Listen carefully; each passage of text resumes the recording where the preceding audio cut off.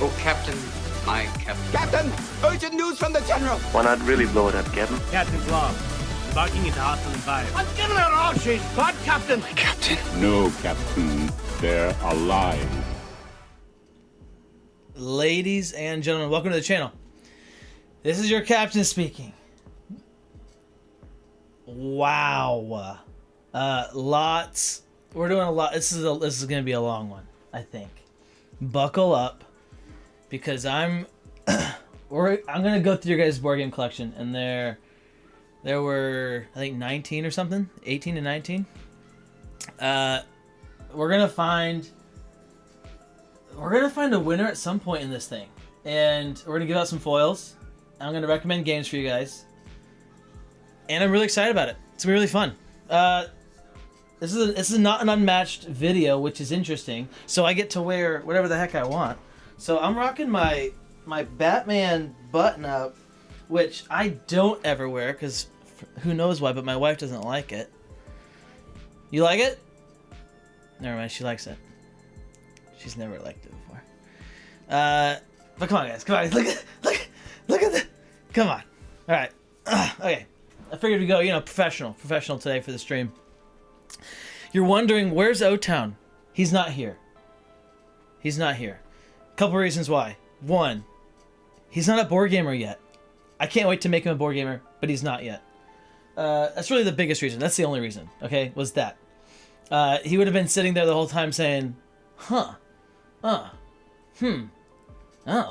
don't know.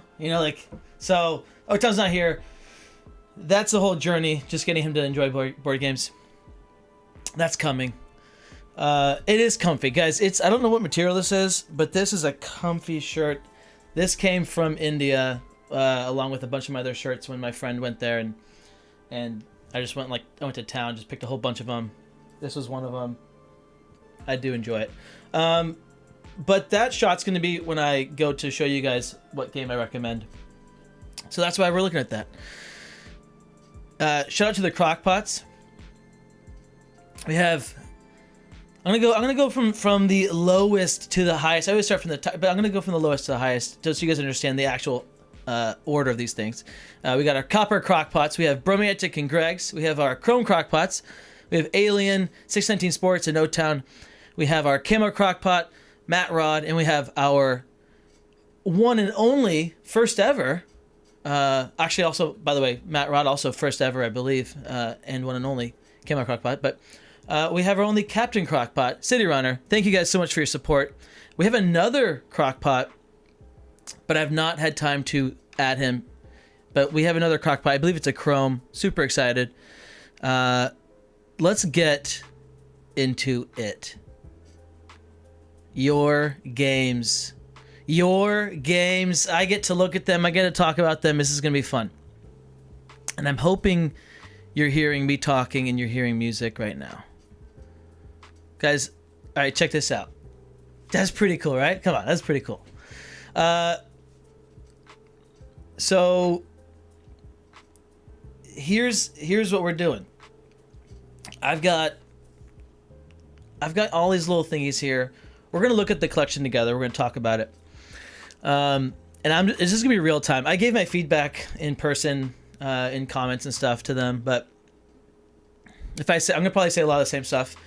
And we get to hear what they say about it, which is cool. Hopefully, I'm hoping this helps you guys. And hopefully, when you leave this, you might be like, "Ooh, let me go pick up that game. Let me try that game out." Maybe based on what they're saying in their with their little blurb, or based on what I'm saying in a game I recommend. First up, we have Casual Meat. Now, these are not in any order. There's literally no order for this. I could have gone in order, and that would have made sense. But guess what? This is what we get. We got Casual Meat. And before, one more caveat. Let me see who's in the chat here real quick. We got Now Showing. We got Dr. Beardface. We've got BC, Boom Shakalaka, Electric, Pandasol, Gaming. What's up? We have No Shirker Voice. Sorry, guys. I mean, listen, guys. If I already tried. I tried to get sponsored by a shirt company. I was like, listen, you don't understand how pivotal shirts are to my channel, but nothing so far. If you guys know of a shirt company that's like, hey, we do graphic tees or whatever, tell them. Let me know about them. Oh yeah. We got Andrew. Andrew's here too. Cool. So, favorite game, Blood Rage. Love Vikings and the ramp of power through the ages. Not to mention drafting is so fun. Game I haven't played yet is Captain Sonar. So the three questions again, guys. We have favorite games. We have game you haven't played yet from your collection, and we have hidden gem. It's interesting because by and large, I think there's only one person that had played every game in their collection. And the collections are very small to very big. So it's interesting that that's just a board gamer thing. We buy games and we don't get to them. Even if we have like a very small collection. So I thought that was interesting. Get out there, play games. All right. Get in your collection, hit those games, get them to the table. Come on. I have many games I have not played that I cannot wait to get to. So Captain Sonar is real-time nature and collaboration to sink the other person's submarine. Sounds really fun. And just having gotten 8 people together to play it. And then Hidden Gem is Blood Bowl Team Manager. The theme is great. Who doesn't like Warhammer? And each team feels unique, and the decisions at which location to your best players is fun to me. Game is out of print, but you can pick it up at a decent price secondhand. Okay, there you go. So I have played all those games. And I must say, let's look at the collection real quick. Let's go over here. So the collection, I like it. The thing that stands out, right, is Beast. That just sticks out. Oh, I forgot, guys. Before I continue, I forgot. Huge shout out, I guess, to Board Game Channel. Board Game Channel is called Board Game Hangover. Okay, everyone write that down. Board Game Hangover. I think there's a link in the description. But they inspired me doing this. So everyone go check out their channel. I think they're in Europe somewhere. Board Game Hangover. Great channel. Really good content. There you go. Before I continue, had to say that. So B sticks out. Not played it. Looks good. Production value looks good and everything. We see some Unmatched. Blood Rage is fun. I love CMON games. Some of my favorite games are from CMON. The Godfather is one of my favorites. Ankh is awesome. No, they're all really expensive. Okay, when you do a CMON game, it's expensive, but you will have a very good time. It is very fun. Godfather's not that expensive actually, but the big old minis. When you start talking about like the big minis, like the huge ones from Ankh, Blood Rage, and Rising Sun, you're talking about a lot of money. And then of course all other huge Kickstarters, Zombicide. I've got Dead West. That's the one I went in on. Those are all massive amounts of money as well. So know that, but yes, they are super fun. So we see Blood Rage there. And favorite game is Blood Rage. Ooh, okay, so that's gonna. Oh, and the Captain Sonar. Okay, so guys, Captain Sonar is awesome. It's so much fun, and I've only played it like twice or 3 times, and it is one of the most fun games of all time. But what he said is right. You have to get that many players. It's hard to get 8 players. Now I mentioned this to him. With Captain Sonar, you only need 6 players, okay? So it actually works really well at 6. 8 is the best, but 6 is really, really good still. So if you can get 6 players together, total, 6 players, man, it's awesome. So the places I recommend playing it are at conventions. Go to conventions, bring your Captain Sonar, and then just put a players wanted sign. You know, you can just literally start shouting Captain Sonar in whatever, trying to play Captain Sonar, and people will flock to you because everybody knows how much fun it is. If you're playing with strangers, it will be less fun. It could be less fun. When you're playing with a group that you know is not cheating, and like you guys are going hard trying to sink the submarines, it's a blast. All right, so the game I'm going to recommend, though, let's switch over to this. I think this is how we're going to do this today. This is how we're going to do this. So the game I'm going to recommend I already mentioned it. Since you like Blood Rage, this is what we're gonna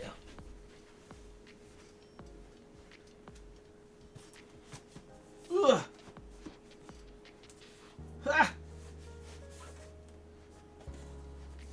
Okay, may not be able to get it out. Here we go. Onk. I don't know where I'm gonna stand here. Onk. Okay. Let me tell you about Onk. Ugh. Onk is really cool. I got it for I want to say like 50. You can buy. You don't need any of the expansion stuff.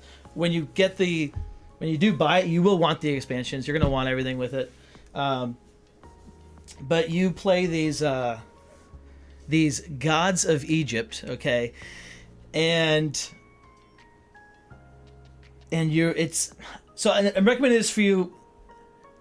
I've not played a higher player count. I've only played it at 2 players. Okay, so this is a big deal because there's some mechanics with it that when you start playing at higher player counts, there's a whole splitting mechanic where you're like, don't just look it up. Okay, look it up if you're interested. But 2 players, it's awesome. It sings, but yeah, it's really good. In fact, this is one of the games that's on my list of just recommending to everyone that plays Unmatched in general because it works really well at 2, and it has a lot. There's positioning, like positioning matters.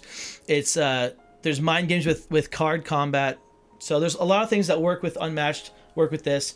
Awesome minis, really good board presence. So there you go, Onk. That's your recommendation. Who was that?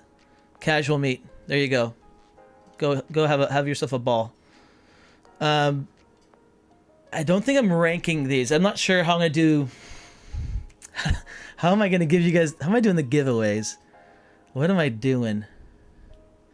By the way, I did just get Otan into Ankh, and by into Ankh, I played it with him, and he was like, that was his first board game. That was our first board game we've ever played together, like not Unmatched, and he loved it. So that was awesome. Okay. I need to have my phone. I need to have my phone here because I need to make some little notes here of like foil. I don't know. I have thought about this a lot, guys. I don't know how I'm deciding the winner. There are some collections that stood out to me as I'm gonna put them in the top 4. I think what I'm gonna do is I'm gonna have the top 4. Okay, I'm gonna have a top 4, and then you guys are gonna vote throughout the week on the top 4, and that's gonna be the winner. But who goes to the top 4, I'm not totally sure. And there is no there's no reason or rhyme, except some of the collections stood out to me for whatever reason. So that's what I think we're doing. But I'm not sold yet. I'm literally not sold yet. This is what I'm leaning towards though. And we've got Casual Meat. So here we go. I'm just gonna write down a number. You know what? I'm gonna write down a number, and that's gonna be your rating. And then, yeah, I'm not gonna tell you guys the number I'm writing down. We got code names. I like it. Okay, I see. We got Azul, Pandemic, Camel Up, My City, Blood. A lot of fun games in here. Team. I played Blood Bowl. Team Manager is fun, especially if you like football. It's a good collection. I like it. It's not a great photo. Okay, the storage is a little wonky. Not sure why Captain Sonar is up on this this interesting, like, why is it touching the roof in such a way? I'm not sure, but good collection. I'm a fan of that. So you know what, we're gonna go with this number, right? Locking it in at that number right there. I'm happy with that. Oh yeah. Oh, you know what, we're gonna up it. I'll tell you guys the number. I gave it a 7. Okay, next.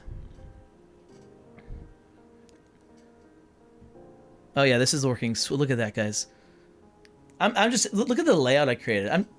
I'm happy with that. That's what took so long, by the way, guys. Creating the layout for 20 plus images, and then it took me like 20 minutes just to get them into OBS. But I digress.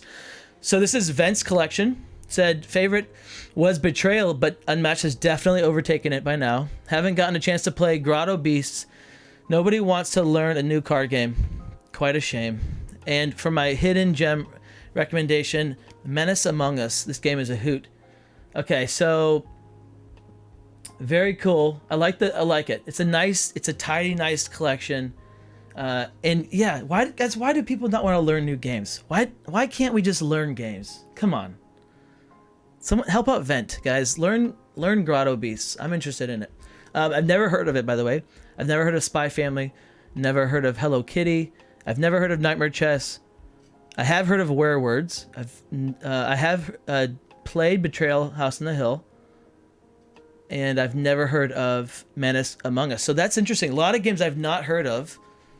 And it's a card game. You're trying to play card games, but you're saying no one wants to play card games. So I don't want to recommend you a card game that's also not going to be played. You've got Werewords and you have Betrayal House on the Hill. So those are hidden identity kinds of games. But you don't have just those two. You don't have a lot of party games. I don't know what Menace Among Us is. Oh, that sounds like, again, that Menace Among Us just sounds like a hidden role game. I'm gonna say that you like hidden role games. And if that's the case, let's think. We're gonna go for a hidden role here. Hidden role recommendation. By the way, guys, I would love, as I'm going through these, as soon as the picture pops up, you guys do what I'm doing, okay? You break it down. What games do you think the person would recommend or would enjoy? Because that might help me make my decision. All right, let's look at the collection. Now, these are not my party games, so what I'm doing is I'm looking here, but I'm actually thinking about my collection over there, which are all my party games.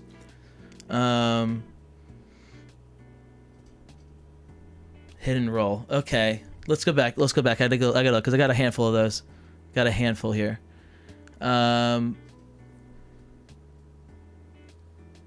Yeah, it looks like you like the dark. It looks like you like the little dark theming. So here's what we're gonna do. We're gonna go. Let me grab you guys another one here. All right. I've got two for you. So we've got Last Friday, which is, it's fun. It's very campy. If you're into,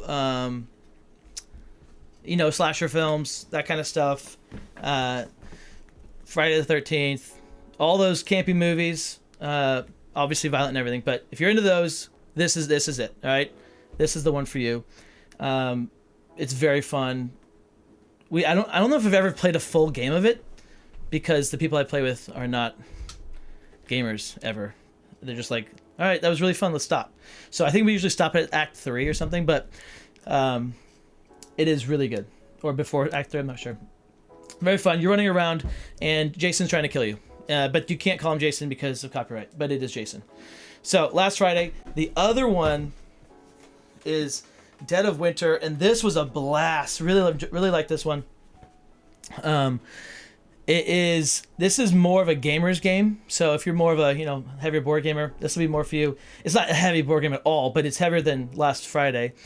And what's cool with this one is you don't know if you have a traitor or not. So you are playing a co-op game, and someone in your group might have a secret, a goal of basically killing everybody or whatever. And there could be two of you. So you don't know who a traitor is, if there is one. And it creates a really cool, some really cool gameplay, and it's very fun. So that's Dead of Winter, Long Night. I picked up Dead of Winter as well. It's in shrink wrap still, but that's just so I had extra characters. Only played it not many times. My gaming group does not. It's hard to find because everybody's groups are different, right? My gaming group, they're all heavy board gamers. There's no. Not really a bunch of, they don't like the hidden role stuff. My party game group, they're not board gamers, and so, the max, strategy they can do would be, Spyfall, So, it's hard to find that group that wants to play hidden role games at a game night. Alright. So, there you go, Vent. One of those two, I think, would be fun for you. Alright, actually, let me go back. Let me go back here and see what you guys are saying here.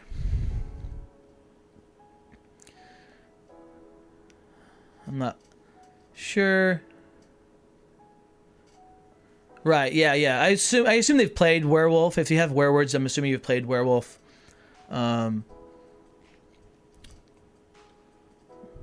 Cool. So someone likes Dead of Winter. Awesome. Yeah, my games aren't. Thank you. They're in good condition. I'm a little OCD about the games. Also, again, I don't play as much as I want to. So the ones I play a lot now. I mean, dude, Unmatched is in mint condition. So I just take good care of my games. You gotta take good care of them. But I don't let people eat when we play games. So I'm not very much fun, I guess. All right. Zach T, and I need water, guys. Woo!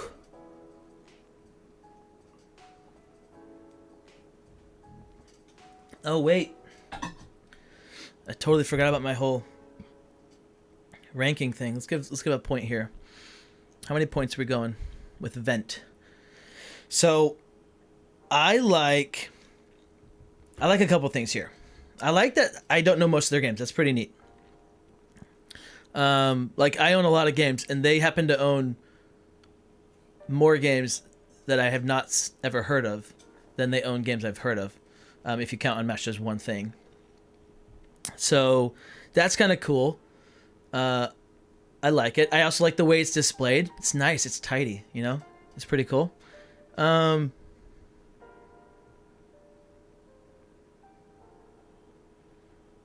Yeah, it's pretty good. We're going to go with a 7.5. I don't hate that. 7.5. Guys, these numbers mean nothing. I love all your pictures, love your collections. Please don't be offended by anything that is happening. All right. Zach T. So Zach T1 said didn't need a set. That's pretty cool, guys.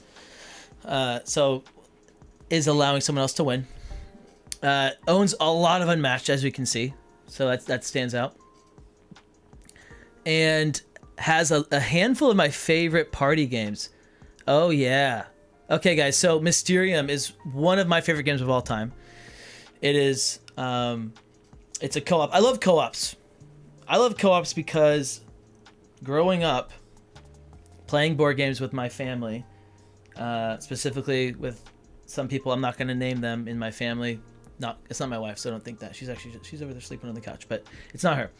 But playing some board games with people in my family, they cannot lose, they cannot win, they can't do anything gracefully. And so what I have done over the years is done a lot of co-op games to try to find things that we could do together to where we could have fun playing board games and not have this person hate their life and me hate my life consequently. That's it. So put a lot of co-op. Mysterium is a great co-op game. You have one person as a ghost, and they're trying to get the people in the room to. It's like you're playing Clue, but you're giving them images, and then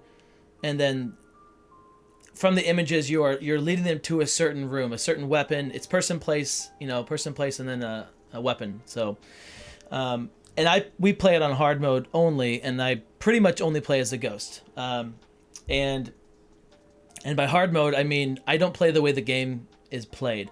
I do that with a lot of games. All right, I'm a designer at heart, so I'm always tweaking games. The way that Mysterium is actually played is you can give as many cards as you want to the same person, but that's so easy. So I play. You can only give one card per person, like to each person, every round, and that's much harder. And you still only have it's a whole thing. Anyways, go play it. It's awesome. Mysterium Park is a new one that just came out. It's not new. It came out though, but it makes it a little more streamlined. I recommend that. Setup and everything's faster. So start with Mysterium Park if you like it. Buy Mysterium if you like that. If you love them both, guys, do what I did, which is I bought all the Dixit cards to play with Mysterium. I don't play Dixit, but I played Mysterium. And then, so you have Dixit cards, and you have all the Mysterium cards, and then there's a Mysterium expansion. So I've just got all these cards, and the artwork's beautiful, and it's just so fun. It's a blast. Nice beard face. Yes, get it. 2 Rooms and a Boom. The idea of 2 Rooms and a Boom was awesome, and I played it with a huge group, and it didn't work. And I don't know what I did. I don't know what happened, guys.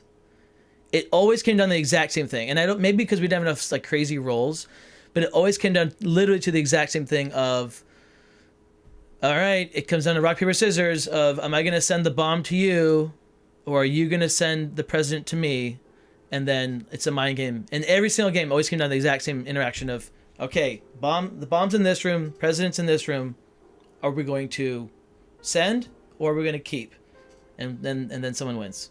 So I've heard it's great. I think it's good. It's great in theory. If you want a game that's going to get people just talking and having fun, it's good. Deception's great. Codenames is really great. Just One's really great. So they love party games. So that's definitely what I'm going to recommend. A party game like that. So group, fun. Let's think here. Let's think.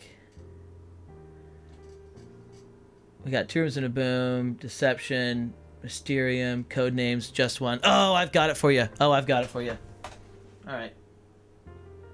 I'm going to keep you guys here because it's not over on the other thing. This is in my party game.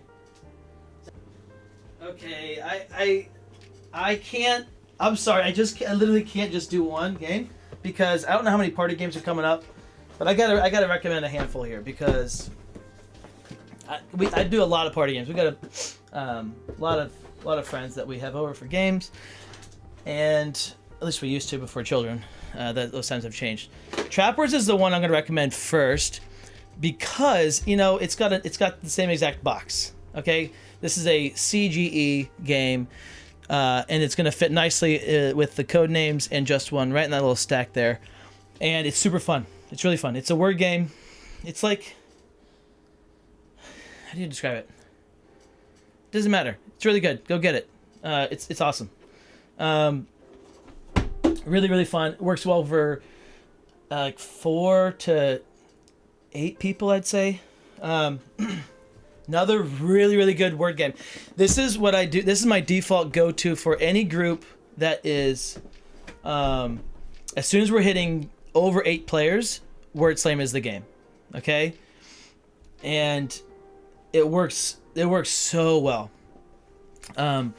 You have these stacks of cards. We pretty much always play Guys vs. Girls, but you can play whatever you want. Make the teams even, however you want to do it. Okay, really, really fun. But the girls stomp us sometimes. The guys stomp the girls. It's like, it's competitive. It gets crazy. So you have you basically have these cards. You got 4 stacks of cards. You have your prepositions, verbs, nouns, and adjectives. Okay, and you are putting them in a line for your team only to paint a picture of one word, of a sentence. So like here, the example, it says breakfast is 1, Hollywood is 2, like that. We only play on hard. We only play with the black cards, which are hard. And so we'll be going for like 20 plus minutes trying to get this sentence, and the sentence is like, not a sentence, but it's an insane thing to try to get people to guess only using these things. And the way you have to create a picture it is so fun. And what's cool with the game is that your team is talking. Any guess that's made has to be out loud. And so your team could be like, you could be absolutely off and not anywhere near the actual thing, but the other team's getting there, and you hear them getting closer and closer. And so those words that they're saying that you're hearing you're like, wait a second, that's making me think about this. And so then now you've won by time, like, you can win by only listening to them and just being quicker than their team is. It's so fun. Super fun. And then the last one, this would also work with the last person's collection, which is Deception, Murder in Hong Kong. Very, very fun. Again, this is a hidden roll game where this is the most friendly of all the hidden roll games. Okay, if you have people that can't lie, this is the hidden roll game for you. Because it's just so pretty, and it just works really well. There's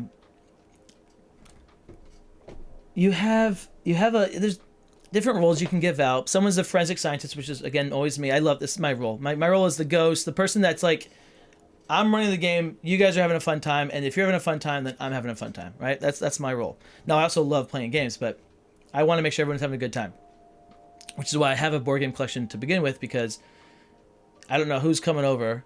I don't know how many people are coming over, and I don't know what they want to play. And so I've got to have games for every player count and every feeling. So I don't know if that makes sense. So, but Deception is great because again, not going to describe it to you. You just go look it up if you want to know about it. This video would be too long if I described every single game. I can't do it, but it's just so fun. Everyone at the table is trying to find the murderer. The murderer is trying to stay hidden, and there's some strategic choices in there. The forensic scientist is a very important role. It's really good. All right, we don't have time. We don't have time. Write these games down, guys. Look them up yourselves. Go watch reviews. I'm not that channel yet. I can't do that yet. One day I'll be able to just have a whole be like, hey, go check out my other video about Deception. All right. Yeah. Right.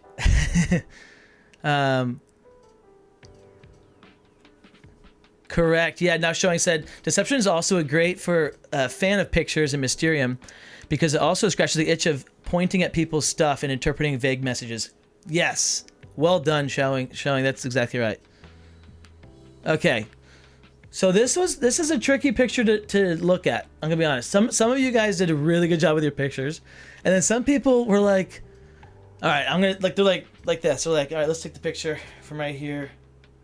It's like a quarter mile away. Like I cropped that. I zoomed in. I think. So I can't see everything, but we'll look at what we can see. Also, I gotta give a rating. Let me give a rating before I continue. I'm dropping the ball here. All right, we gotta do Zach T's collection. A lot of Unmatched. That's beautiful. Love the party games. Just, you know what, party games, that to me just says the fact that you like Unmatched and party games is cool. All right, that tells me you like a whole variety. Let's go with Zach T. We're gonna give you an 8.5. Whoa, Zach T, 8.5. Here we go. Guys, again, these numbers don't mean anything really, but they kind of do. So don't freak out or say anything like, "What? But that person had a 9." All right. Abinthy. We got Abinthy. Oh, and I stopped reading your guys' comments. You guys, the comments are up there. What they said. You guys can talk about that. You guys can read it. Again, that would just take too long. So I like what I'm doing though. Just going through the games. And then recommending something and then giving a rating. That's what we're gonna keep doing. But I should read it though, but I'm not going to. Okay, I'm gonna stick to the plan. So we got a bunch of Unmatched here. Cloud Spire, a bunch of big box games. I don't know a lot of those because I can't see. I can't see what. I just can't see the images. What do we got here? Can I zoom in here? No, I can't zoom in here. How the heck am I gonna see your stuff here, man? All right, Abinthy, you're losing points, Abinthy. The picture. Let's see. Okay, I'm zoomed in. Oh, okay, so there's some Marvel Champions, very top right, guys. Marvel Champions, love Marvel Champions. We got Ghost Stories. Dixit. All right. A lot of games. A whole lot of games. We've got Hellboy. I'm interested in playing that one. I like games like that where it's a thematic miniature kind of game. I believe that's what that is. Not sure what those are. Not sure what that is. Could be... Okay, I'm not going to even guess. Okay, don't know that one. Can't read it. Burn Cycle. I saw Burn Cycle. That was on sale. That's the robot one, I think. That looks really cool. I have not played it, but that was on sale at Nerds Day on Nerds Day. So Seventh Citadel. So not Seventh Continent. It looks like Seventh Continent to me. Netrunner. We've got some. I see the Arkham card game over there. Rolling Realms. Okay. You have a lot of money to blow on games, and you like big productions and big things. You like You like narrative. Yeah, you like narrative. You like telling a story. So a big game that tells a story. I mean, I don't know if you can find this. I don't think you can find this, but my recommendation for you is going to be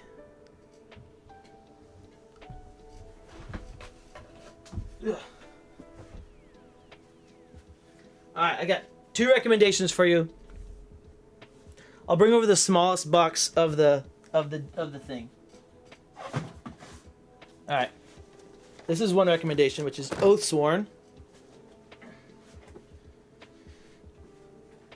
Ugh. Okay, so Oathsworn will be my first recommendation for you because it's a lot of components, and it tells an awesome story. It is a I guess so. The other game I'd recommend is Gloomhaven. Everybody knows what Gloomhaven is. Should it made dungeon crawlers, like it put them on the map. Okay, it's an awesome game, and there's a lot of things you can do to make it a little speedier, a little more fun.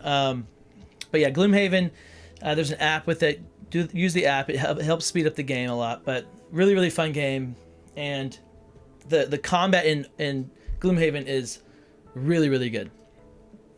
So now, when I play games like this, I don't care about the story really. I don't really care about the story. I just want to get in there. I want to kill stuff, and I want to upgrade my guy. I want to get kitted out and get the best stuff, and then fight more baddies. That's what I want to do. But the person I play with all the time, really good friend of mine, one of my best friends, he, like, his world is the story. He's our narrator. He cares about that stuff. He cares about all, like, the things like, oh, well, like what about this? And I'm like, I don't care. Like, is he gonna die? And we're gonna get stuff. But Oathsworn is like a really good balance of both things, I would say. Very expensive. Again, probably really, really expensive. I have no idea because I Kickstarted it, and it was expensive then. I split it with my friend. And it's narrated, the game is narrated by some guy from, what's that? I literally can't think of it. What's it's like the Lord of the Rings show with a bunch of boobs. What's the Lord of the Rings show with a bunch of boobs? Not Lord of the Rings, obviously. The Red Wedding. Red Wedding is like a thing from it. Red Death? I don't know. I can't think of the name. Anyways, it's got the angry elf from Elf. You guys are you're pulling your hair out right now. That's fine. Thank you, Game of Thrones. Thank you, showing. Okay, Game of Thrones, guys. That should be like the description, like for Game of Thrones.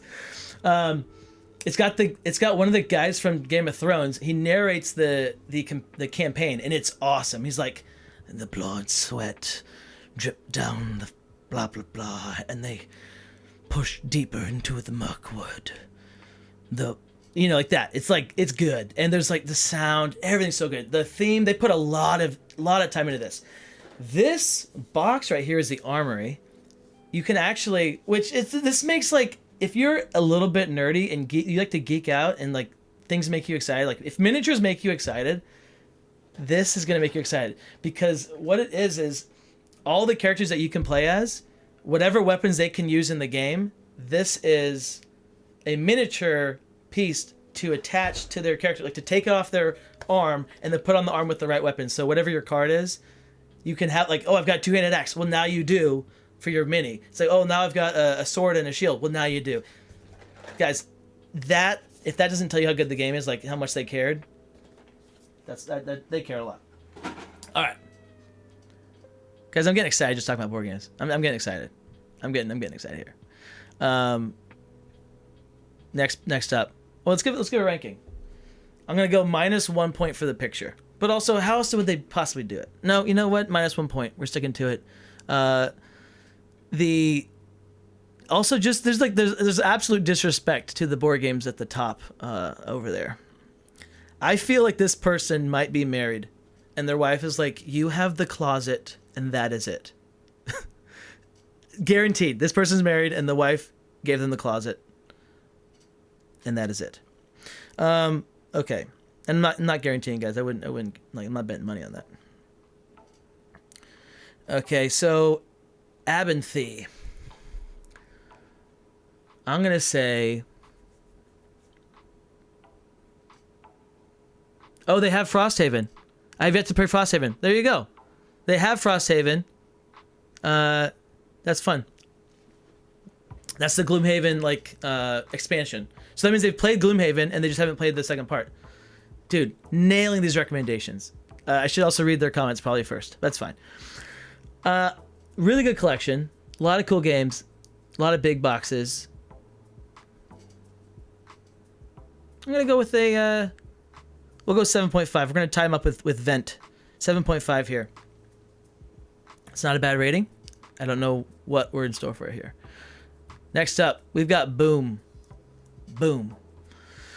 We've got a dark photograph.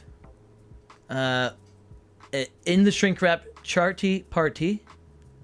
We have Survivor, Splendor, Azul, and then we have Unmatched. So, okay, so we've got entry level board games here. This is a beginner's board game journey that we're seeing here.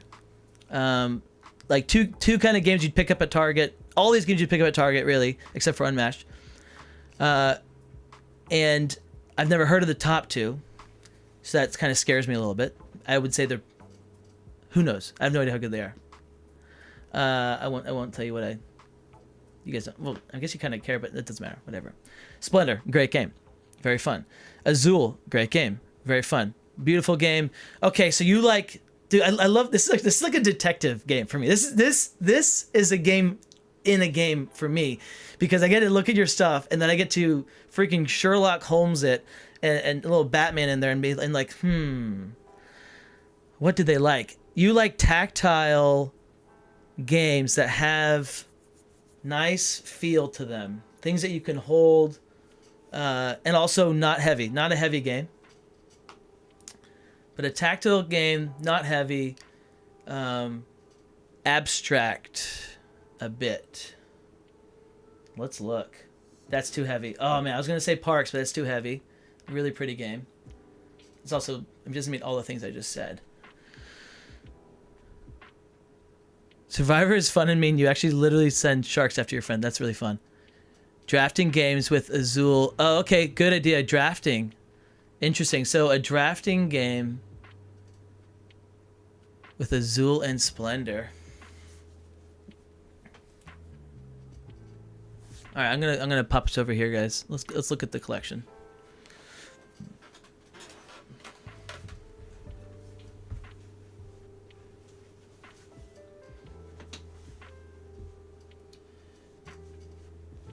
I assume that Summer Pavilion is going to be very fun. I've not played it, but I assume it will be very, very good.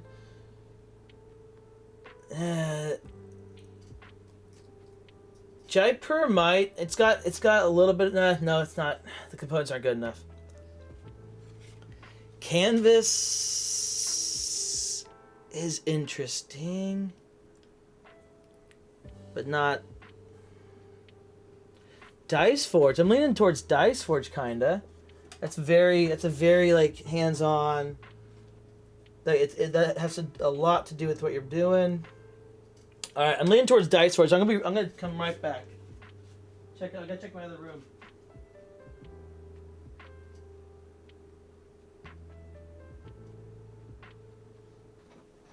Okay, all right.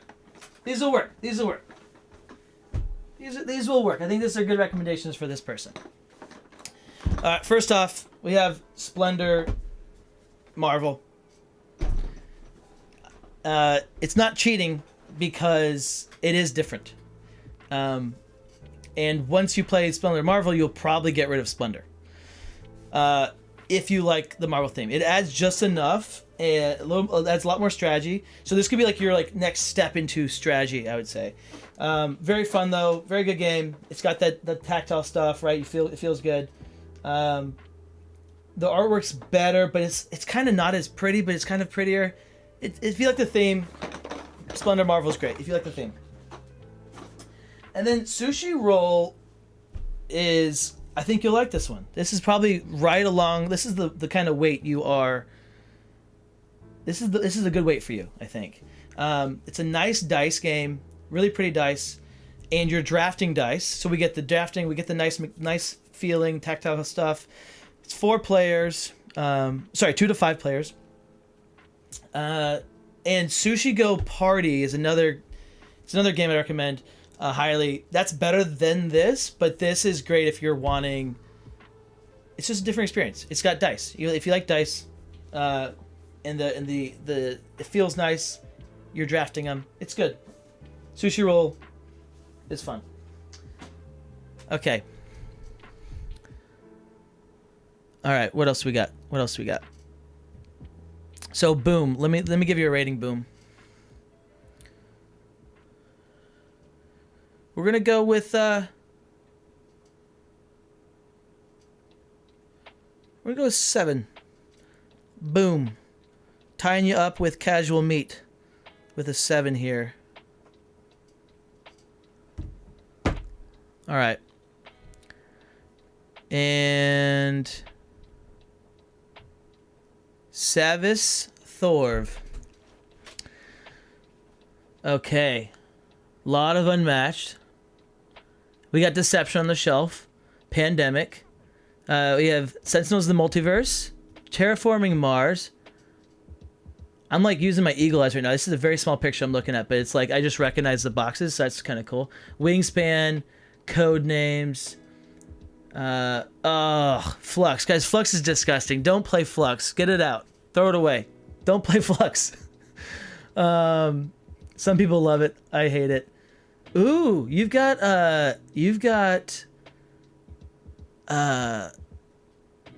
what's it called?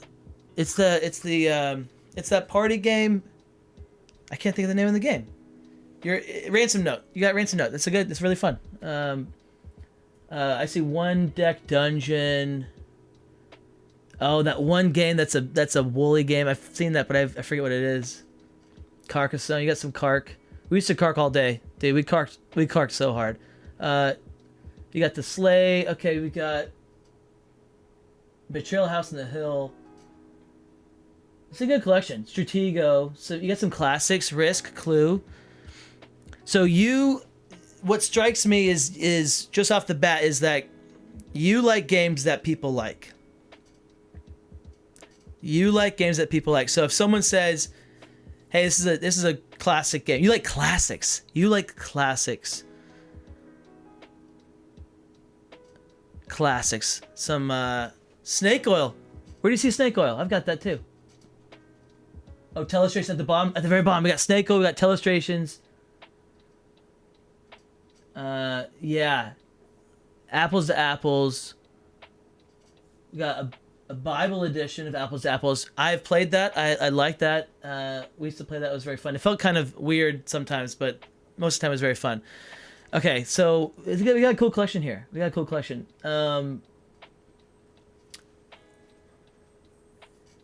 Yeah, wide range of games. It does. You also like bigger group games. Okay, what do you guys think? This is a tough one. This is a lot. There's a wide range here. I gotta find a theme that we're looking at here. What are we looking at theme-wise? I think classic. Is there a classic like? I mean, like Taboo. I could recommend Taboo, but that doesn't feel like. Yeah. Forbidden Fruit to Forbidden Fruit. Oh, that's funny, dude. That's funny. Okay, instead of Apples to Apples, Forbidden Fruit to Forbidden Fruit. That's funny. I was like, why would it be called that? And then that's really good. Oh, this is the hardest one yet, which is interesting. Why is this so hard? Wingspan. Wingspan. I think something along the lines of Wingspan would be nice. Something that's like critically acclaimed, a classic. Oh, I've got it for you. I've got it. And like fun. You like fun games. I've got it. Here we go.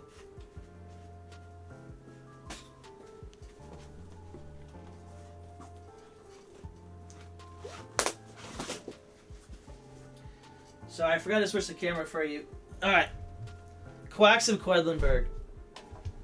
Money. All right.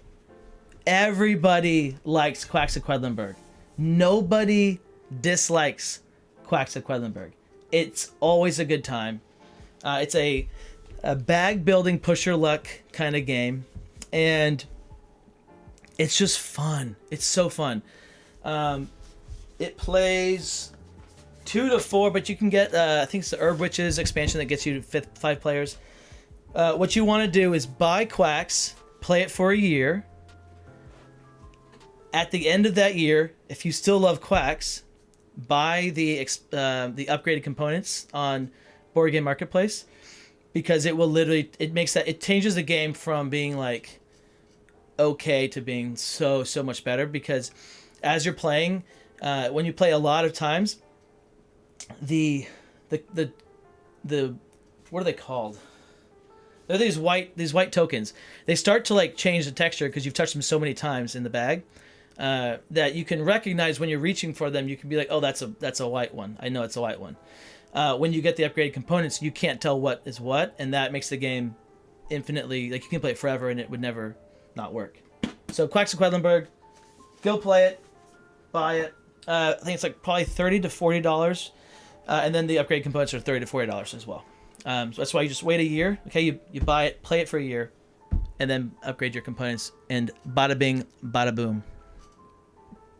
Guys, I'm sorry. These are like this game. I'm sorry. This video is dangerous for your wallet. You're right. It is gonna be. These are good. By the way, I'm not getting paid by any of these people. This is just like, you guys are gonna have a fun time. You're welcome. All right, so let's give Savis Thor a rating here. Savis Thorv.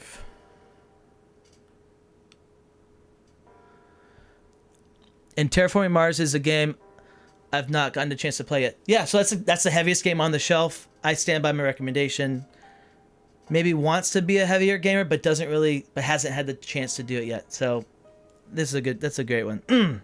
Nailed it. Knocked it out of the park. So it's a great collection. Really good collection. Very, very wide range.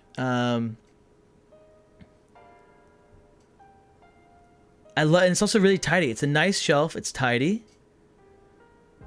It's a good collection. This is one of the top ones so far.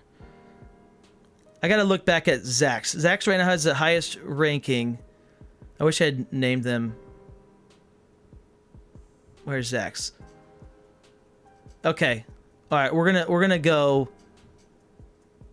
This is Savis. We're gonna go 9. Savis has the best one yet. My favorite so far, 9. Hunan, GSX. Ooh, this is a guys, this is tidy. This is a tidy one. And I believe the next page is also Hunan, if I remember correctly. And this is going to be a top one. This is definitely a top 4 in my opinion.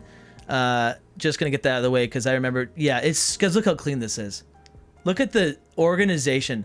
You couldn't fit a postcard in those. It's like he's buying games based on box size, honestly. Look at that. Look at that. So let's break this one down because this is good. This is a really good collection. Okay, so I see. That's not Scythe. Is that Scythe or is that Expeditions? Top left. I'm guessing it's probably Scythe, based on the number of letters, but it's not English. Am I crazy? I can't. Maybe that's the is that with the expansion or something? We got Ironwood. I've heard a lot about Ironwood. It's like a 1v1 kind of game. Have not played it, but I've heard a lot about it. Dixit. We've got Captain Sonar, Brass. Is that Birmingham? Yeah, Brass Birmingham. Great game. Brass. Both Brasses are great. Lancashire and Birmingham, really, really good. Very heavy. Okay, they're very heavy as far as like. They're not like very, very heavy, but they're. It for some reason it just hurts your brain a little bit. All right, but they're very good games. I don't know what the other one is below that. Ticket to Ride Junior. Got Catan. I say Catan, by the way. I don't say Catan. It's not a katana. It's Catan. But also, I don't care. You can say whatever you want, and I don't care if I'm wrong or right. It literally doesn't matter. Root. Oh, I hate Root. I think I've told you guys my story about Root before. The worst. Root was the worst game experience I've ever had in my entire life. It was the biggest waste of 6 hours. It's like 4 to 6 hours of my entire life. And I wanted to. I've never wanted to like punch a stranger so badly. The person that taught us Root, he taught us. We were missing a page of our rule book. Oh, guys, there's so much here. All right, I'm just gonna go real quick and just tell you a story because it's like it's every time I think about it, it's funny, but it makes me want to cry. So at conventions, you can put up a teacher wanted sign. We had a teacher wanted sign. We had some guys joined us. We were gonna play. It was 3 of us from my group, 2 guys. I think this is correct. The numbers might be off. It might have been 2 from my group. I don't remember. 3 and then 2 other guys. And which I think that probably puts us like the max player count. We had like 6 or so, or 7, if it plays 7. I don't remember. We're missing pages from the rulebook because for some reason it had been played so much. But also you have to read the game's insane. It is the way that Root works is it is very how do you say this, variable player power, basically. Like, so like everyone's playing a different game really, and you can only know what their game is that they're trying to play when you've played it multiple times. So you have to play Root to like really enjoy Root. You would have to play it like 36 times, okay, to like understand what everyone's doing and have played against everybody. You have to play it so many times to understand what the game is. And the guy that taught us the game, we're going through the game. It's just a slog. It's already painful enough as a game, but the teach was terrible. This is not why it was bad. But English was not his first language, and that would have been fine, except he was just not a nice person. Okay, so he teaches us the game, and then we my brother-in-law is about to win the game, which is cool. About to win this game. It's, he's been like, he really liked it. He was really enjoying the game. I was hating it. He's about to win it. Pretty cool. And it's the last turn. The person before he goes, and he's going to win the game, and it's going to happen, and there's nothing that anybody can do to stop it. The guy that's teaching us was also playing the game, and he was the person before, so he was like player 1. He went first. He did whatever was best. He always did that for himself. Don't do that if you're a teacher, okay? He went first, so his turn's over. He can't stop him at this point. The guy before my brother-in-law's turn is like, "Oh, I can't do anything. I'm just gonna do this," and then my turn's over, and then the guy teaching says, "Wait," and he stands up. He walks over to him. He takes his hand of cards. He goes, ba ba ba ba ba ba ba ba ba. Move. Ha ha ha. There you go. You won the game.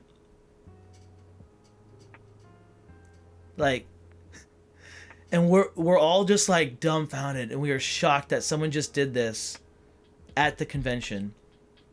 Like someone did this in real life, and it wasn't a joke. It wasn't a prank. It was like, oh, I think this is a good idea socially to do what I just did.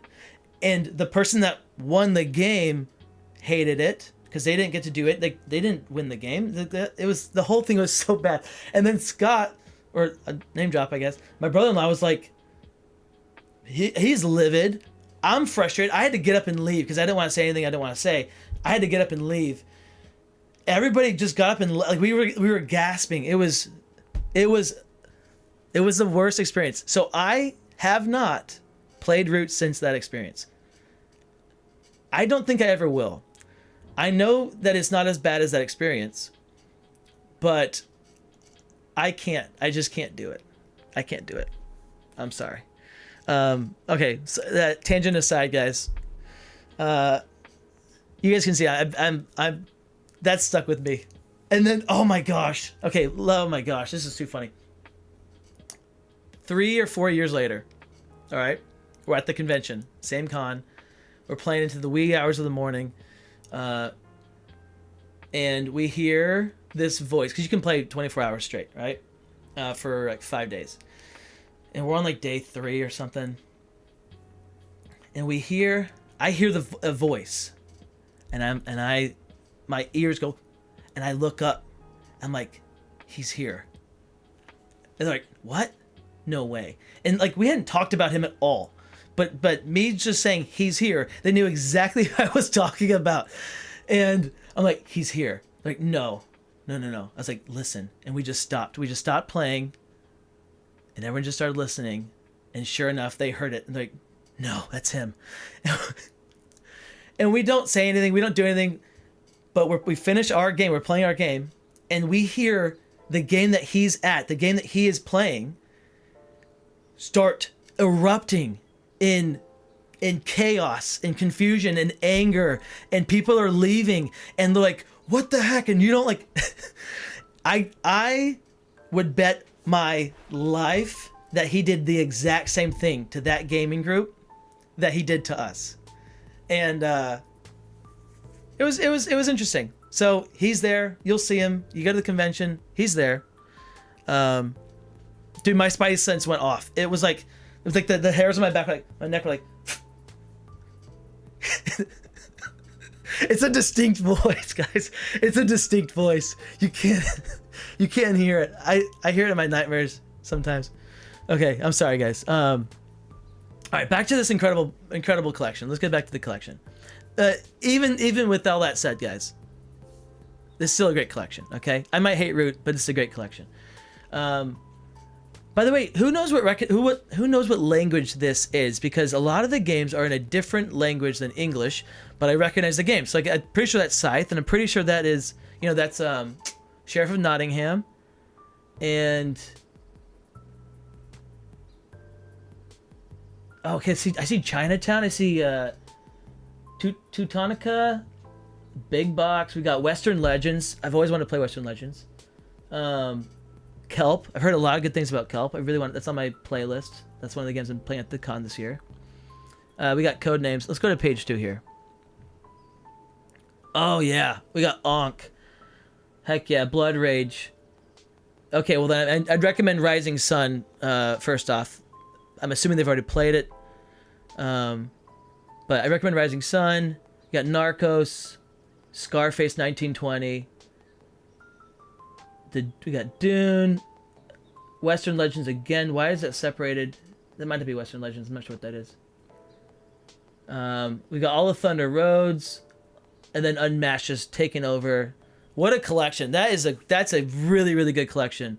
Yeah, for tidiness, for amount of games, for organization, and all the Unmatched is in that one box, by the way, guys. That box on top, that has all of the Unmatched in it.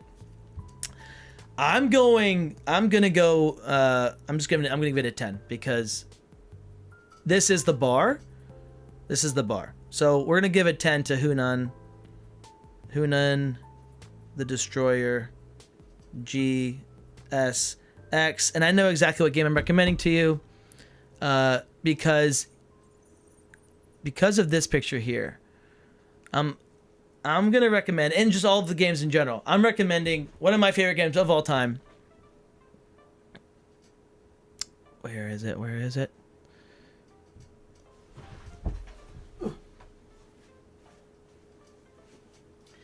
We've got The Godfather, Corleone's Empire. Oh, this is a beauty. If you like if you like The Godfather, the movie, get this game. Like, don't even worry about if you're a heavy gamer or not. It's just light enough. This is the kind of game I would play with anybody. This is probably too heavy if you're not a board gamer. Like, in reality, it probably is. But you should be able to handle it. It's not that complicated. It's area control, hand management. One of the best things about this game is, first off, the artwork is next level. The artwork is absolutely beautiful. I've gotten my whole set painted, but you got a bunch of nice minis. The coolest thing about this game is those little boxes there. You put your money from the jobs. You complete these jobs. Okay, you're trying to take over Chicago and make it. I believe it's Chicago. You're taking over Chicago. You're doing front door actions and back door actions. Your gangsters do front door actions, and it's pretty rewarding. And then your family members go and do the back door actions, and it's like extra rewarding, which is so cool, super thematic. And then there's you get points for owning a territory and all this stuff. And then the best thing is those little boxes, little suitcases, are where you put your money. Your money, the points are money, money's points, and you're putting that in the suitcases, which I love when the victory points are not known, especially in a game like this, which is it's a lot of you're killing their guys, you're killing people's guys, and in a game like this where you're killing people's guys, to not know who's winning is really good. Otherwise, every decision has to be optimal, right? If I know exactly who's in first place and I car bomb somebody who is in last place or second to last place, it's why did you just do that? That makes no sense. Because everybody knows this person. But in this game, you're ooh, I'm just gonna do what feels best in the moment. I don't know who's actually winning the game, but if I do this, I'll kill these guys and I can take some territory. It's such a good game. This is a beautiful game. Eric Lang signed it. He signed my copy. Pretty sweet. And then, where is that? There's something else there. Oh yeah, a little note, which is fun. He does it on all of his things. It's not a unique thing, but he put a little spoiler. It says oranges are bad. Pretty fun. Eric Lane is one of my favorite game designers. Absolutely. Just makes absolute bangers of games. Yes, my name has been revealed, but keep it on the hush. Keep it secret. Keep it safe. So there you go. The Godfather. Recommend that. You got Narcos. You got Scarface. You need to have The Godfather alongside this, as well as it's an Eric Lang and a mini. Dude, get The Godfather. You will not be sad. All right, next one. I hope I get to recommend all my other games I really love. There's no chance, but I'm just going to give a little shout outs at some point at the end if I don't get through them. So this is an interesting one. This is a bad picture, but really cool, really cool, how do you say that? Substance, I guess, right? So this is Manny, and we got Unmatched. So I'm going to read this one. This is an interesting one because it says, Unmatched is my favorite board game. I'm looking forward to playing Nemesis in the near future. But besides that, I have something special in my collection you might find interesting. It's a one-of-one Vorpal collaboration with Restoration Games. So that thing on the right, guys, that little box, is this one-of-one Vorpal collaboration. I think it's for scanning images for Vorpal board. I'm not sure. I don't know. He didn't elaborate on what the one-of-one is. But it's pretty cool. Hey, Chris Gibson. Hey, man.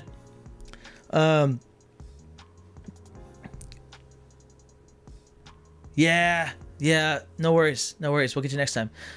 Del Toro, thank you. I think maybe not thank you, but yeah, you should get your family to play the game. It's really fun. It's really good. It's really good. Okay, so. But we got a good collection here. We've got a bunch of cool stuff. Nemesis, so he went all in on the Nemesis package. So Nemesis is from my understanding, I've not played it, but it's been on my playlist for a long time. It's a hidden role game, and it's alien themed. And that's all you need to know. It's hidden role, alien themed. It's supposed to be one of the best ones ever, and very, very hard to play, and very, very hard to win. Not play, but very hard to win.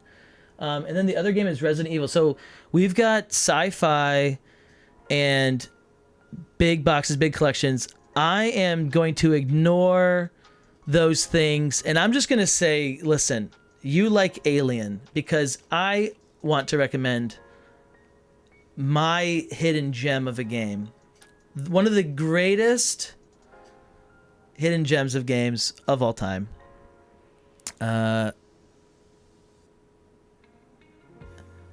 It's only a matter of time before I hit the wrong thing there.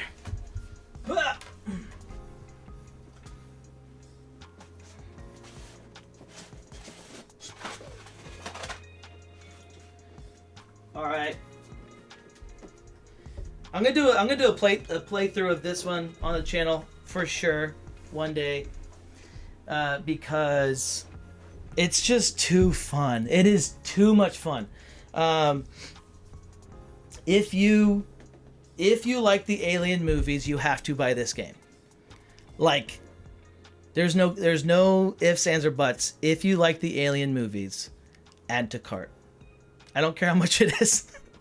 Okay, don't spend like I don't know. Don't. Let me describe it first before you add it to cart. It is so fun. So it's a 1 to 4 player game. It's co-op, and you are working. It's a legendary system. So the more popular one of this is Marvel. There's a whole Marvel like universe where it's you're playing superheroes and stuff. But what Marvel does wrong, this one does right. There are two things that... There's one thing major that Marvel does wrong, which is you're playing totally co-op, but as you're going through it, you're taking out these bad guys, and they're worth points. And so it's like, wait a second. At the end of the game, you're like, oh, cool. Hey, guys, we won. But also, people are like, look, I got the most points. I won. And then you're like, yeah, but we won, and you got those points because I helped you, and I let you buy that card, and then it's a weird thing. Don't do that. In co-op games, don't do that. Don't have like an individual winner from a teamwork game. Maybe have like the players vote on it or something if you want to do that. But it should be we win together or we lose together, right? This one, you either win or you got annihilated and absolutely just wrecked.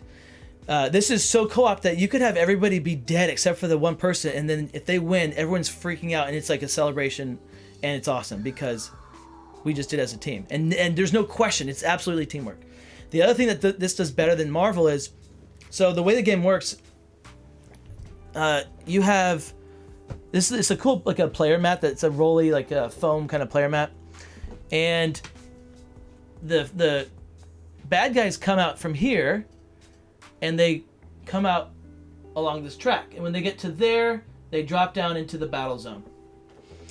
In Alien, well, in Marvel they come out face up, okay, and so you know exactly who's where.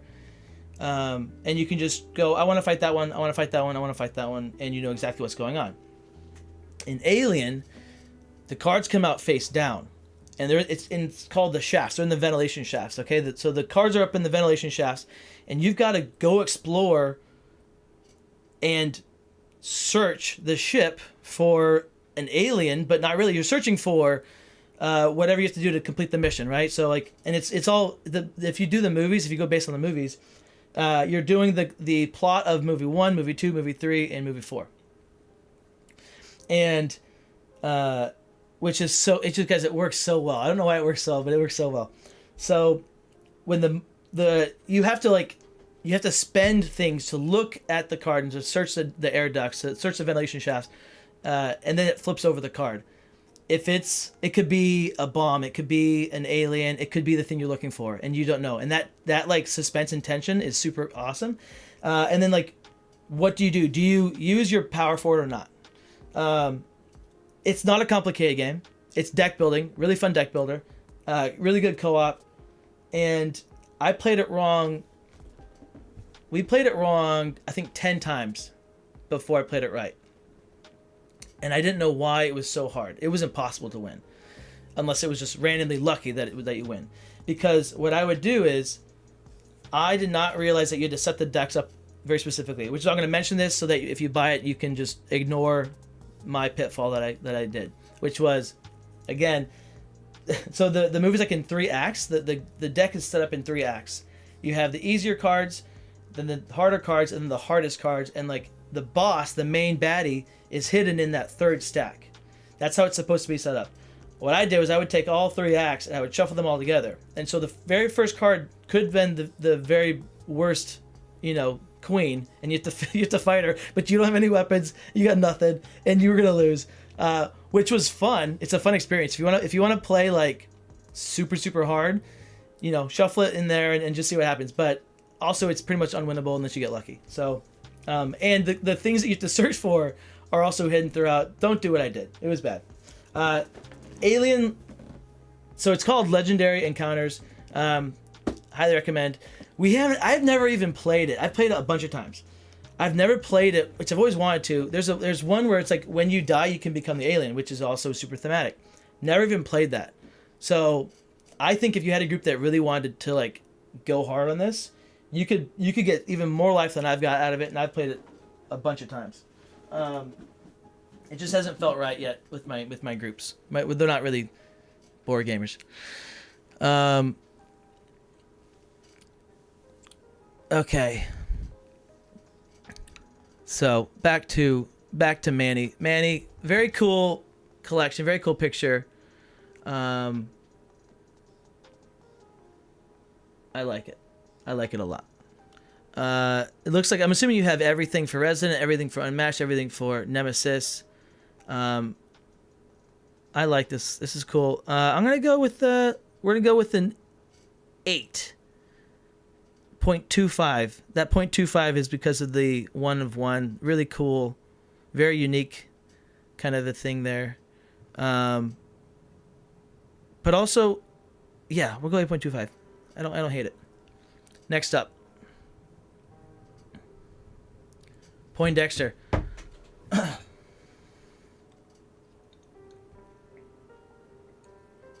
Oh man, I'm glad you guys are still here, hanging out. This is fun.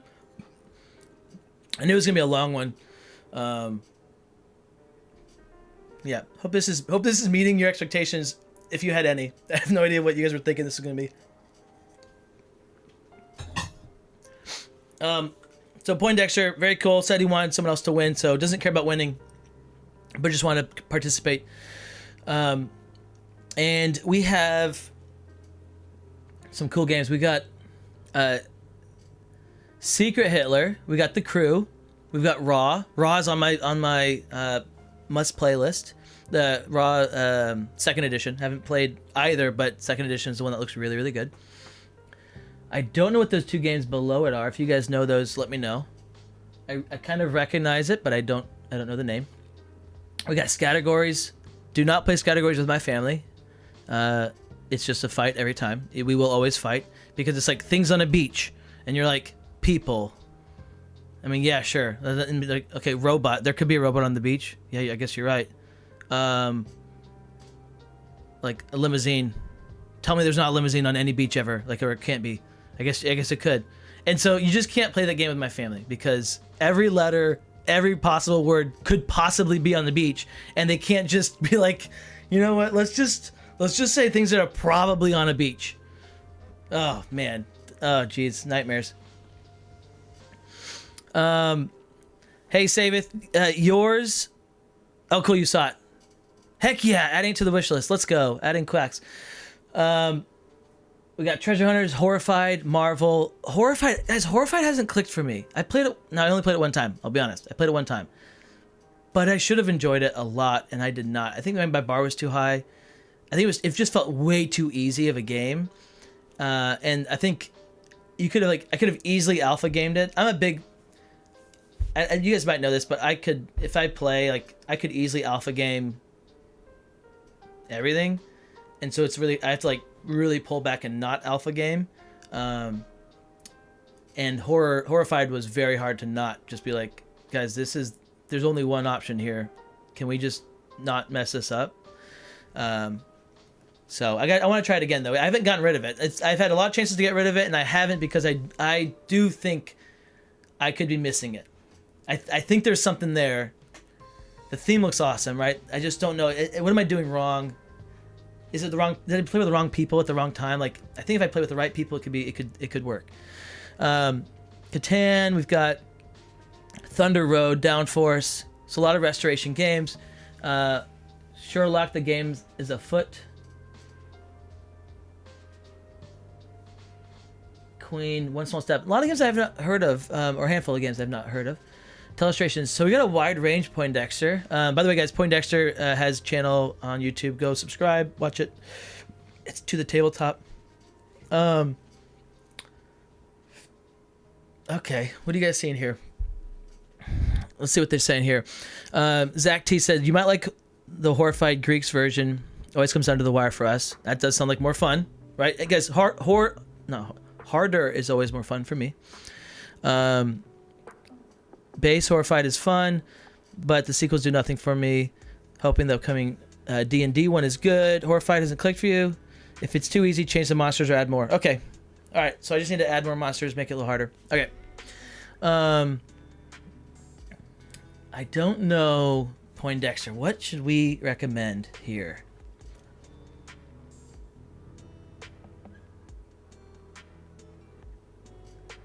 Nothing too heavy. So the heaviest game I'm looking at is Raw. And you got a handful of, like, let's just have some fun. You want to have fun. That's definitely what I'm seeing. You want to have fun. I mean, all these games are fun, right? But you want people to have a good time. Nothing too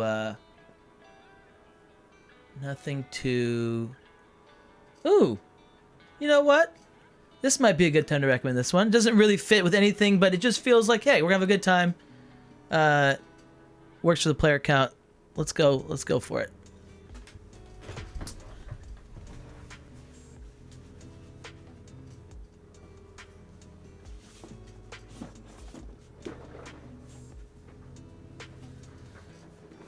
So this might work way better with somebody else down the road, but I think this will work well for Poindexter.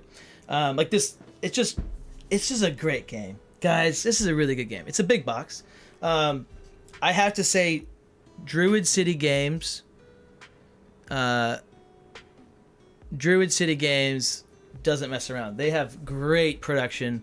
The components are awesome. Artwork's awesome. The gameplay is really great. It's a rock, paper, scissors mechanic. You're the three pigs, and you're trying to get resources. So you're either going to brick, to wood, or to wheat to build your house. If you go to the same place as someone else, you're going to split the resources. And if you don't go somewhere, then the resources that didn't get taken, you add on, right? You're going to add on every single time. So they could be like, oh man, everyone's going to go to wheat because there's 10 wheat on there now instead of just 5. But then you have these cards, there's Fables cards that you're going to play. And it's like, oh, you could be playing a monster. You could be putting a monster to the wheat because now everyone's going to go there. But you're just playing, but in reality, you're not playing a monster. You're just playing a card that says double my resources I get. And so then you go to the wheat, and then everyone else is on brick and wood. And so there's a lot of like these fun mind games with these cards that you're playing. And it's just super simple, super clean, really fun. A little bit of take that, but it's at the end of it, it's kind of just it's a rock, paper, scissors kind of game. So it's not really, really mean. And first person to build 3 houses wins. There you go. Grimforced. Go pick it up. Really, really fun game. I'm not going to be able to walk around in a second with all the games around my chair. By the way, I have to... This is also time for that. Okay. I have to recommend... What can I grab over there? Because if I'm recommending Grimforest, guys, I can also... Like, I have to recommend Wonderland's War. It is You just can't find it, so that's the only thing. But oh, and at some point I'm gonna be recommending this one. Just a little spoiler. Not sure who it's gonna work for, but let's go.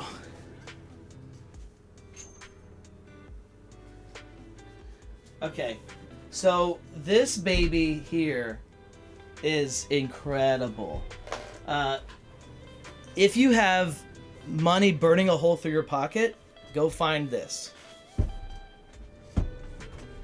This is a bag builder. This is similar to Quacks at Quedlinburg, okay? It's a bag builder with like theme through the roof. Again, it's a it's a Druid City game,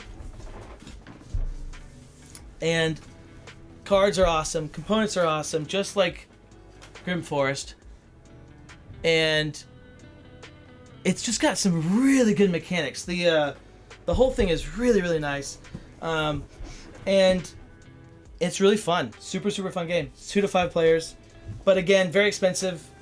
I found mine on. I got all the stuff on eBay. How much was that? It was pretty expensive. It was like $200, I think. But it's so good. It's really fun. But it was very expensive. I only spend money on 3 things. Board games. Well, 2 things. Board games and movies. That's literally it. I don't buy anything else. I don't drink, don't smoke. So I get a lot of board games. Here we go. Oh wait, I gotta give a ranking, don't I? Let's give a rating. All right. Poindexter. This is a good collection. It's very nice. Oh, I need to also mark. I need to do like the whole like doesn't want to win or doesn't. Who said they didn't need to win earlier? Who was that? Okay, so Hunan. Just foils. Okay. Who else? Who else said something?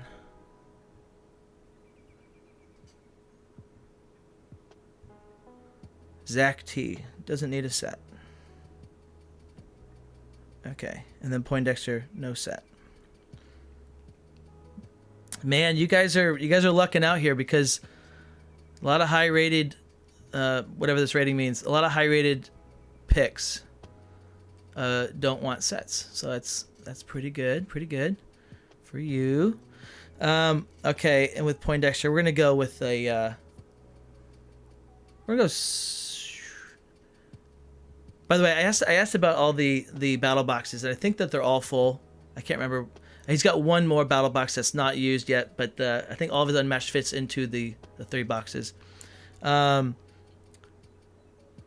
I like it. It's pretty tidy too. Pretty nice. We're gonna go with. Let's go with. We're gonna go. 7, 8. We'll go with 8. Next up. Matt M. Potato. I love that name. So Matt and Potato. Matt M. Potato. Oh yeah. Oh yeah. Okay, so we've got Unmatched and we have Dominion. There's only one game I can recommend for you. And that is going to be Star Wars, the deck building game.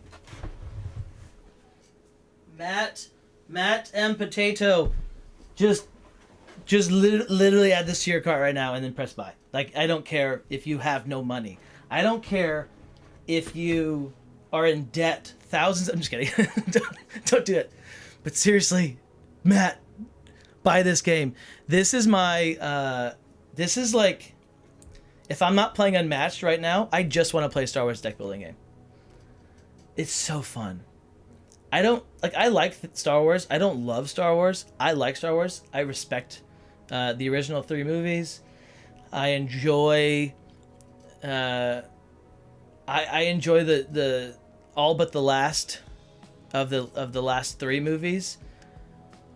I'm okay with the prequels, right? The original 3 are the best movies, but the prequels are like whatever. They're boring, but it's fine. But this game, if you like Star Wars, like you heard how much I like Star Wars, and this game is incredible. If you like Star Wars, get this game, add it to your cart. So this is a deck builder where you are playing as the Empire or the Rebels, and it works really well. It's 2 different decks. It's variable player power, so you have like different ways. The Rebels are trying to make you discard more and get a lot more like unique units, and then the Empire is going to be drawing. They're trying to just like overpower you, and you have 3 bases.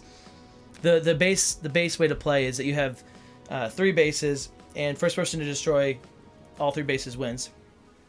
And the way that I play, which is my favorite way so far, is when you get your base destroyed, you look through your deck and then pick out your next base, and that's your base. And then once you've lost 3, then then it's over. But what's fun is the timing of that. Like I want to lose my base first, because you power spike, right? As soon as your base is destroyed, you get some crazy cool thing, and it's just really fun. It's a good deck building game. It's got it has all the classic mechanics of deck building: trashing your cards, drawing, discarding, all the stuff. But just the theme really works.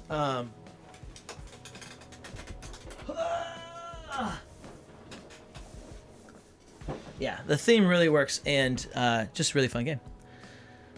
All right, CityRunner, good night. Oh wait, never mind. Real Magus, good night. Thanks for hanging out. All right, so Matt Potato, that's the game for you. By the way, the bottom of those cards are for him. Those are his custom fighters. This is a cool set. I like that it's just a starting kind of thing. I recommend that game for sure. Dominion, played a lot of Dominion. I have played many games of Dominion. But then I stopped. Okay, Matt, we're gonna go with a 7.5. Heck yeah. Matt with the 7.5. And Andrew. Cool. All right, we've got what am I looking at there? Oh, those aren't the eyes. That's the mouth. I thought those were the eyes. And that he was and that the pupils were off to the sides on the turtle. But that's the mouth, and the eyes are above, and it's kind of closed like this. Okay, that changes the way it looks, because it looked really, really weird. I mean, it still looks weird, but it's not as weird. So we've got Unmatched, and we have Keep Smiling, Crack the Case. And Crack the Case, it's a detective game. Okay. So obviously, I mean, first off, guys, if I had to only recommend one game to everybody here tonight, it was going to be a Star Wars deck building game. It would be that, because it's just not too expensive, and it's just a really fun game. And you guys all like Unmatched, because you all like Unmatched. Like that's my number 1 game I'd recommend to you right now. First off, so write that down. But 2, or not 2. What am I talking about? I think another game that would work for you, Crack the Case. I don't know what that is, but it's a detective game. I'm just going to go off the Unmatched, because that's obviously the main leader of this collection. But I'll recommend you guys another game. Instead of, or in addition to, the last one. I think we'll go here. Okay. Jeez, all these work.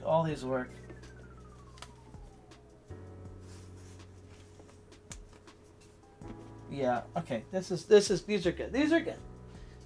are good. So, All right, I've got a handful of games for you. These are all small games. First one, let's go with is Air, Land, and Sea. This is a lot of game in this very, very small package. This is the game that you need to buy if you do a lot of coffee shop dates, ice cream shop dates. Sleeve your cards and then go play. I bring this on our dates. This is our date game because it's so small. There's 18 total cards, and you only have a hand of 6, and there's 3 things in front of you, and you're just going boop boop boop, and it's such a small, really really good game for on the go, and it just works really well. Works really well for. It's a cool game. Like, basically you get to decide. You're trying to win 2 theaters of war, either air, land, or sea, right? And then the theaters are changing each round, like the order of them. The cards that you have are changing. You're shuffling it up and then dealing out a new hand of 6 each time. There are 6 cards you're not playing with. It's only a 2-player game, and if you feel like you're going to lose, you can retreat and give up less points instead of giving the full points. Like, oh, I know I'm going to lose. You could look at your hand and say, you know what, this is unwinnable. I'm going to just forfeit right away and only give up 2 points. That's pretty cool. Or you could try to win it, and then at some point, if you decide, I'm still going to lose it, you just retreat and you don't give up the full points. If you wait till the very, very end, that very last round, you'll give up the full 6 points. It's a really cool game. Highly, highly recommend it. Again, for all the Unmatched players, I think, guys, you like this one. The other game, this is more for Andrew. It would be like Andrew specific, and because of the detective thing, this is a little more thinky. This is Hanama Koji. It's really, really good. It's a weird game because it doesn't feel good. This is a I cut you choose mechanic in a board game, in a 1v1 board game. Every decision is I cut you choose. So you're always just trying to like not get hurt too badly by the decisions you're making. And everything kind of feels sort of bad. It's a weird game. It's very fun. It's very thinky. If you think that you're a smart cookie, buy Hanama Koji and play it. If your partner, spouse, whatever, playing partner is also like, oh yeah, if you guys like have like intellectual battles, Hanama Koji, okay? Because it's super fun trying to think through like what's best here and like the mind games in there. It's pretty good. It's really good. And the artwork is beautiful. It's another small game, very small package. Not as small as Airland and Sea as far as table presence goes, but highly recommend that one. And then this is a similar kind of feel. This is a game I picked up for like, I want to say like $5. I like to pick up games if they have an unmatched character like theme. I like to pick them up because of this one day. Just talking to you guys and saying, hey, listen, Jekyll and Hyde. You like Jekyll and Hyde? Is that your favorite character in Unmatched? Buy this game. Okay. If you like Cobble Fog, pick this game up.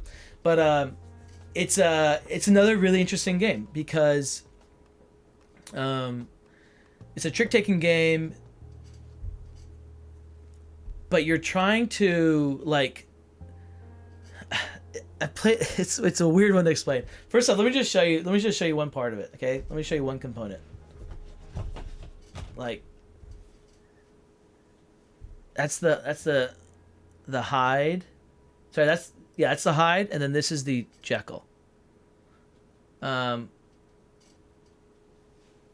This could kill, like, this is a heavy rock. This is a heavy metal component.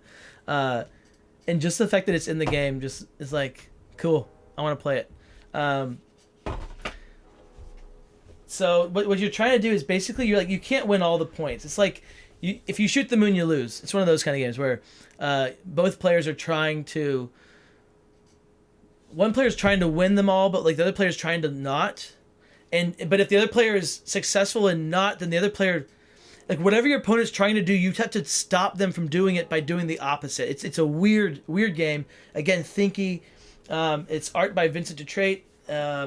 It's a nice little game. But I would pick them up in that order, guys. Star Wars, Airland and Sea, and then either the Hanamakoji or Dr. Jekyll would be great. You'd have a good time with it.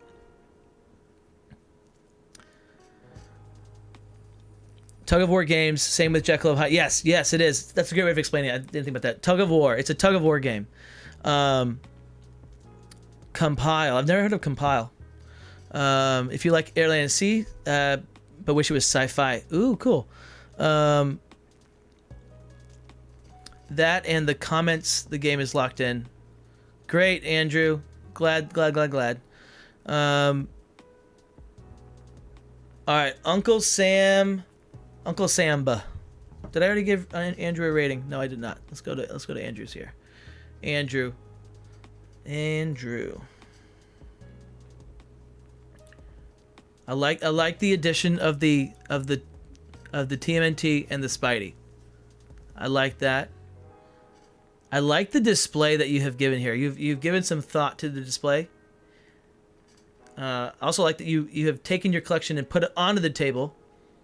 And you own all the sets. Oh, you're missing Alice,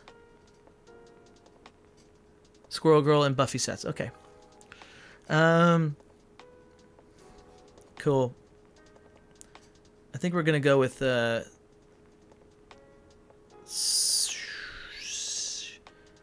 been pretty consistent with this, right? We're gonna go with the 7.5. I like 7.5 here, Andrew. Great stuff, man. All right. Ooh, Uncle Samba. Uncle Sam B, or Sam. It could just be a soft B, like lamb. All right. Oh, cool. I'm gonna pull up my close up here. We're gonna zoom in because I'm seeing a lot of games.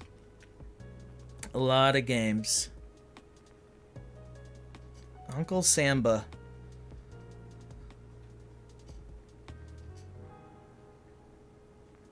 Oh, my phone's dying. Okay, so we've got Everdell. Classic. Very fun game. Beautiful everything. Mage Knight, heard a lot about it. Haven't played it. We've got Dice Throne. A lot of Dice Throne. Ooh, there's an X-Men Dice Throne. I gotta pick that up. And a Deadpool Dice Throne. Gotta pick that up.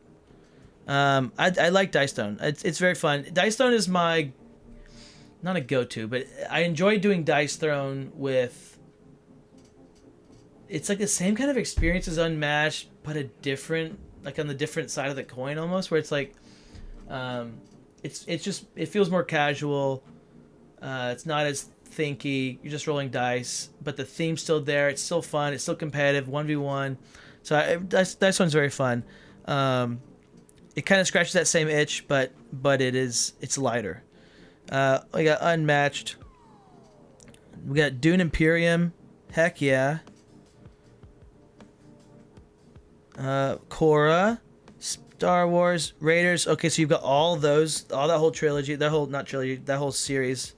As you can see, it's not a trilogy on the right side, guys. It's that's all of them. It's all the North Sea. You got Raiders, Shipwrights, Architects, Paladins, Rune Saga, Viscounts, Wayfarers, Scholars, Inventors, all of them. So you love those for sure. So this is our heaviest board gamer yet, guys. This guy likes the heavy games. Memoir 44, Viticulture, Space Base, Sentinels. Not played Last Light. It looks like Dying Light or whatever. I've not played that or seen it. Even more. We got Explorers, Sleeping Gods. That's the expansion, I believe, or the sequel. I'm not sure. We got some two-player games. We got Parks in there. Okay, at the bottom we have Scythe. Looks like maybe Feast for Odin. No, it's not Feast for Odin. What is that? I can't see it. Scythe. Okay. A lot of good games in here. A lot of good games. A lot of Catan. Catan was my first game, by the way, guys. I played... I had a Hall of Fame sheet in my game of Catan, and we played that over 100 times. We'd keep our stats, like most common dice roll, that whole thing. Okay, so Beardface would recommend Apiary.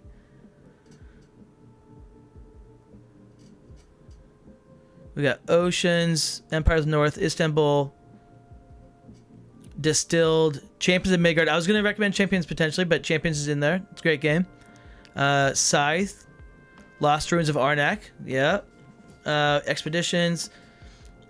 A lot of people really love Arnak, by the way, guys. Lost Ruins of Arnak. Now showing's a fan. It's a fun game. It's got good components and everything. It didn't touch me, you know, but I did like it a lot. I've enjoyed it. I've not bought it though. Tuscany, Pendulum, Beyond the Sun, Oath, Heat, Camel Up, Cubidos, Downforce. You own a lot of my games. A lot of my games. Chronicles of Crime. Okay, so you do everything. We got Galaxy Trucker down there. Block us at the very bottom left. Behind that, we got Splendor. We got Puerto Rico. That's fun. That's, again, I'm like a detective over here. Lord of the Rings, Tales to Amaze, Quarkle, I think, or Quirkle. I don't know what that is. Kabuto Sumo. We got Terraforming Mars, Spirit Island, Feast for Odin. There's Feast for Odin. I found it. We have Feast for Odin, Villagers, Thunder Road, Vendetta. Okay, so basically my recommendation to you will be just finding a game that I own that you don't. Let's start there. Okay, well, I already have it. I've got it because I know why you haven't bought it yet.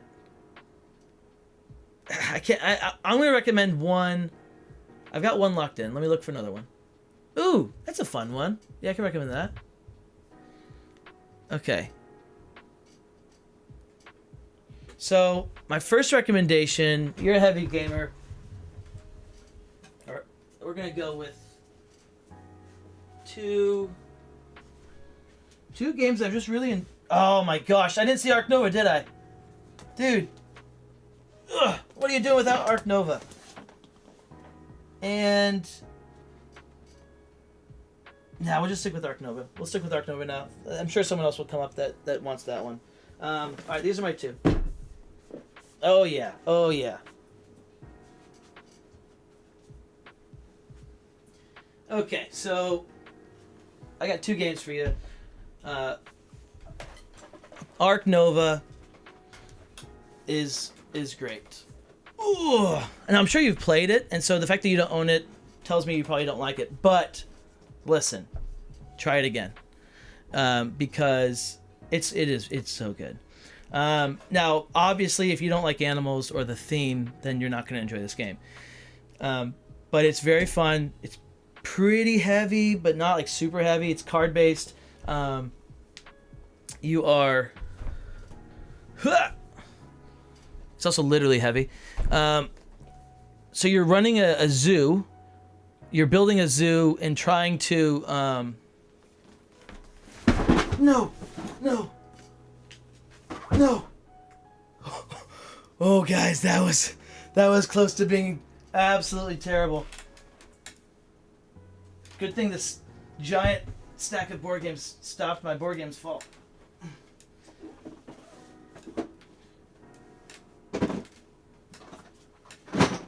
Okay, so Ark Nova, you're building an ark. I'm just kidding. You're building a zoo, and the artwork isn't like great. Like, it's just pictures of animals. It's not great pictures of animals, but there's so many cards. The mechanics are really good. I don't know how to explain it. It's really good. You're laying these tiles. It's a little bit of a tile laying game where you're just trying to maximize your space. Like, make sure you're putting this thing next to rocks, next to trees, and you gotta have space for your animals. So you gotta build the space for the animals, and then get the animals, and then put the animals in the zoo, and it's very fun. But it's pretty heavy. So again, not recommending this for everybody, but I would recommend this for Uncle Sam. And then another one I would recommend is by far my favorite of the two, being Dune Imperium, and then this is Dune Imperium Uprising. And this is just right now, this is probably my favorite game. So there's that. This game, guys, I love, if you haven't noticed, I love deck building. This is a deck building game. It is deck building, area control. Now the box doesn't look like this. This is I've got expansions and stuff in here, and I have, oh guys, this will be, first off, I can't wait to get this painted, but I have rassled up and found plastic worms. So the game, when you get the game, it comes with 4 plastic worms, like minis, and then it comes with 4 wooden worms, and I was able to pull off a trade of my 4 wooden worms to somebody for their 4 plastic worms. So now I have 8 plastic worms. So now, and then I bought the expansion. I got a really cool deal. I got the what did I get? I got the base, like this upgraded expansion pack thing with a game for like $50 instead of having to spend like 120 on the whole thing. It was really cool. Great game. It's super fun. You're doing a bunch of different things. It's worker placement, so you're placing yourself on the board, getting actions from placing, and then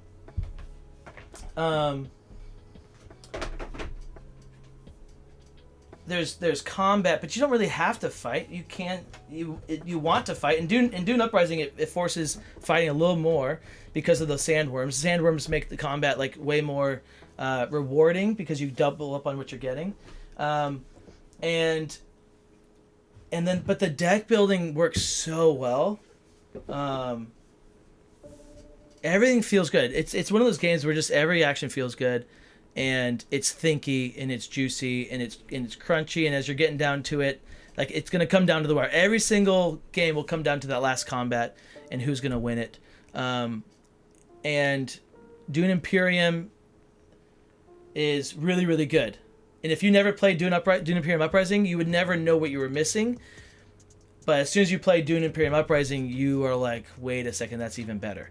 So, Dune Imperium, awesome game. Dune Imperium Uprising, my favorite game right now, probably. This is the game I want to play every second, but I can't because no one will play it with me because it's a sad life of having not many gamers. Hey, Viticulture is great too. Yeah, I really enjoyed Viticulture. My gaming group did not enjoy it, so I've not played it since. We played it. What I like about Viticulture, the reason why I really, really was excited about it was it can play at, I think, 6-7 players. Like, it's got a high player count. But heavy games like that, just don't play more than 4. Honestly, just stop at 4. If you hit 4 players, like, stop at 4. For every game. I know Viticulture, I had a fun time. I had a very fun time playing Viticulture with a high play count. They did not. 2 people did, and the rest did not have a fun time. Poindexter said, just getting to the stream, the ones of mine you couldn't identify were Return of Dark Tower and Fuego and Flip. Oh, okay. Yep. Thank you. All right, so Uncle Sam, great collection, great organization, the whole thing, more chef's kiss. I do like what you got here. Like what you got here a lot.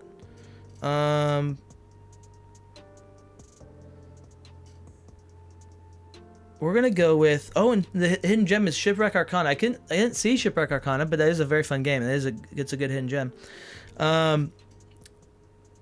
Uncle Sam, we're gonna give you a very high rating because I do like your collection a lot. I'm gonna go with we're gonna go 8.5, solid. Wait, who did I give a 10 to? Who got that 10? I gotta go back in time. Sorry, this is the only way I can do this, guys. I'm sorry. This is the 10.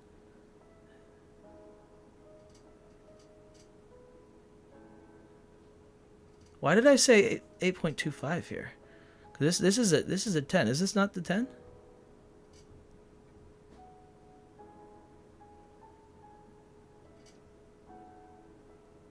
What's happening here? Definitely not 8.25. So I gotta raise up Hunan's score here. I'm sorry, guys. This is complicated here. I just want to have an accurate thing. I don't think I give him a 10. Maybe it was Savis Thors. Savis. I don't blame you guys for leaving. I see you guys leaving right now. No. Okay, so Savis got a 9. And Hunan's got to get a 10. Yeah, Hunan's getting a 10. I wrote down 8.25 there, so that was a problem. So, here we go. Yeah, Savis, you got a 9. Yes. And Uncle Sam, this is really good too. We're going to go with a 9 for Uncle Sam. You know, yeah, 9. Dude, the organization, it's tidy. It's tight. It's full. 9.5, Uncle Sam. Congratulations. Not that these numbers mean anything yet. Just for anybody wondering, they don't really mean anything yet. They're just helping me remember what I've seen. Because as you can see, my memory goes immediately away. All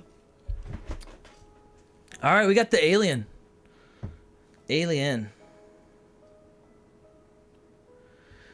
And we got Unmatched, Munchkin, Dice Throne, Code Names, Final Girl. I believe that is everything. I don't know what those two things in the middle above the Unmatched are. Look like custom decks to me or something. We got Munchkin, Dice Throne, Code Names, Final Girl, and Unmatched. Okay. I have not played Final Girl. I've heard about it. Oh, wait. Final Girl. You're playing as the final girl. That's like in like horror movies, I feel like, right? You're playing as the final girl that like who usually is the last one and she's going to win and beat the bad guys. I think that's what it is. I don't know if it's like a mini kind of game or something, like a miniature. And then Dice Throne, Munchkin. I've seen a lot of Munchkin. My youth really like Munchkin. I don't know why they only play Munchkin at this point. It's like, why are you guys only playing Munchkin? Please stop. Please play Unmatched with me. Code Names, Dice Throne. Okay, so Final Girl's a solo game. Interesting. Good to know. Dice Throne 2-player. Code Names, 4 to 6 player is what I would do. 8 is possible, but I wouldn't do it. I'd stop at 6. And then Munchkin is like a low play count. What can we recommend for the Alien? Nothing heavy. We're gonna stay light.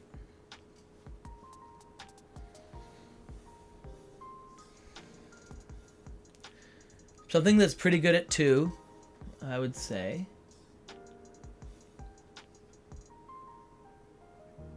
But 4-player would be fine.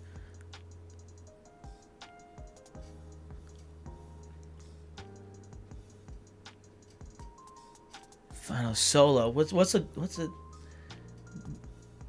man? I don't even know. This is a tough one again. All right, let's look.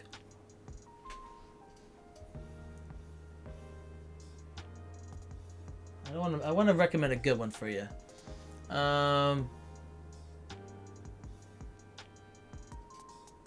Ooh. Nah. Yeah. This is a weird one for you, but I think you'll enjoy it. And looking at my games, I feel like this is a good one to go with.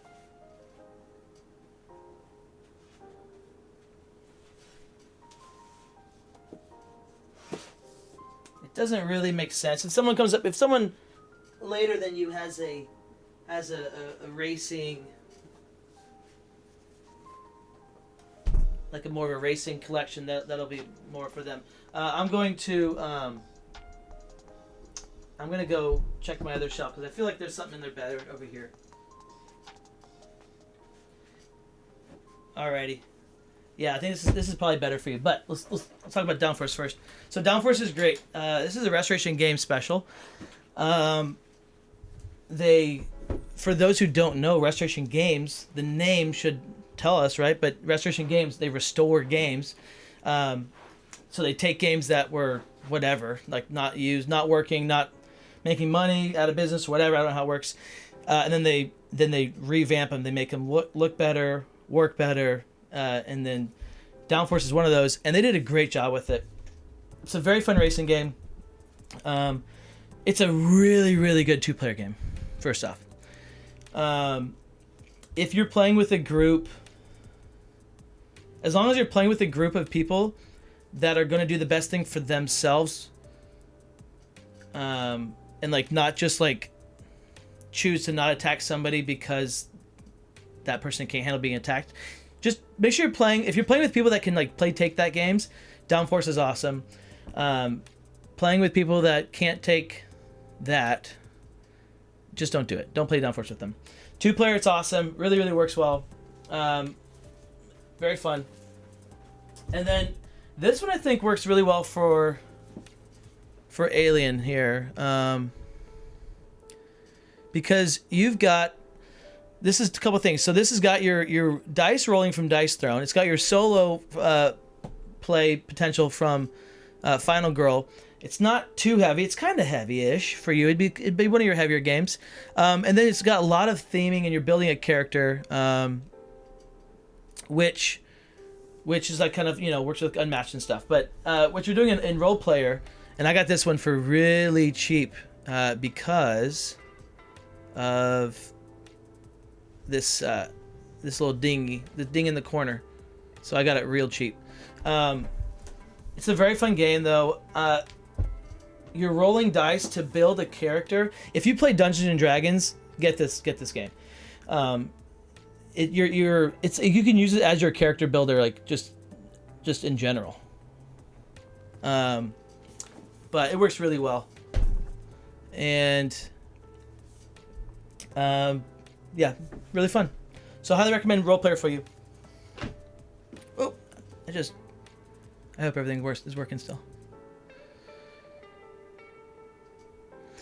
Yeah, it's a weird one. It's weird to get in because like it's called Role Player and you don't. Yeah, if you don't play Dungeons and Dragons, then I would be hesitant as well getting into it. I don't play it, and so I was hesitant getting into it. But I heard it was good, and so I gave it a shot, and I really, really enjoyed it. All right, next up. Oh, an Alien. Let's rank your collection. Let's rate it. We're gonna give you.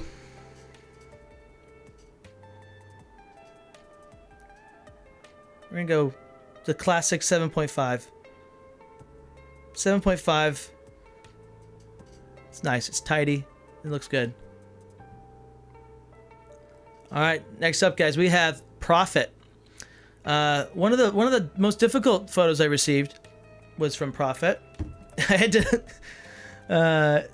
to rotate it, and I don't know what we're looking at down there. Let me zoom in here because this is a tough one.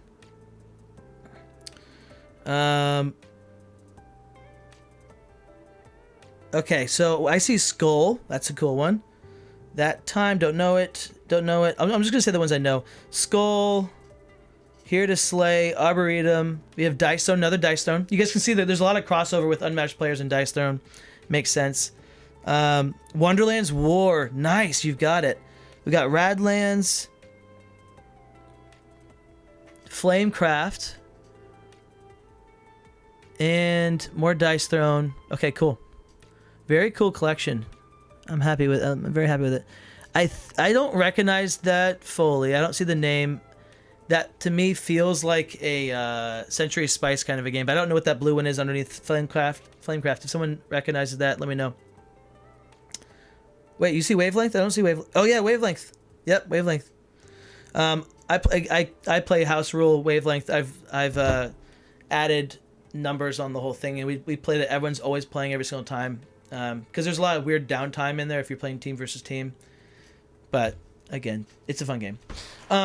Skull is great. Skull is a great bluffing game. Very, very portable, very fun. It's simple.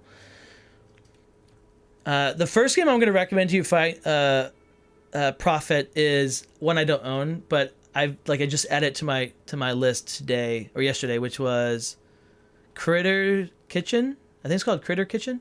It's a sequel of Flamecraft. So I've not played played Flamecraft, but Critter Kitchen is on my list now to play. Looks really fun, but I don't own it. So a game that I own, you've got a bunch of games I own.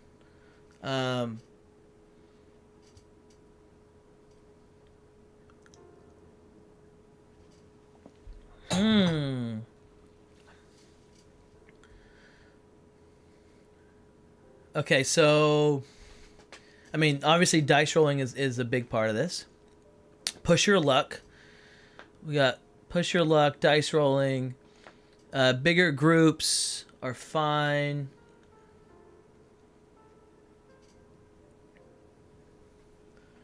Push Your Luck, dice roll. Oh, Push Your Luck, dice rolling. That's so funny. I love saying stuff and then I don't think about it until it hits me.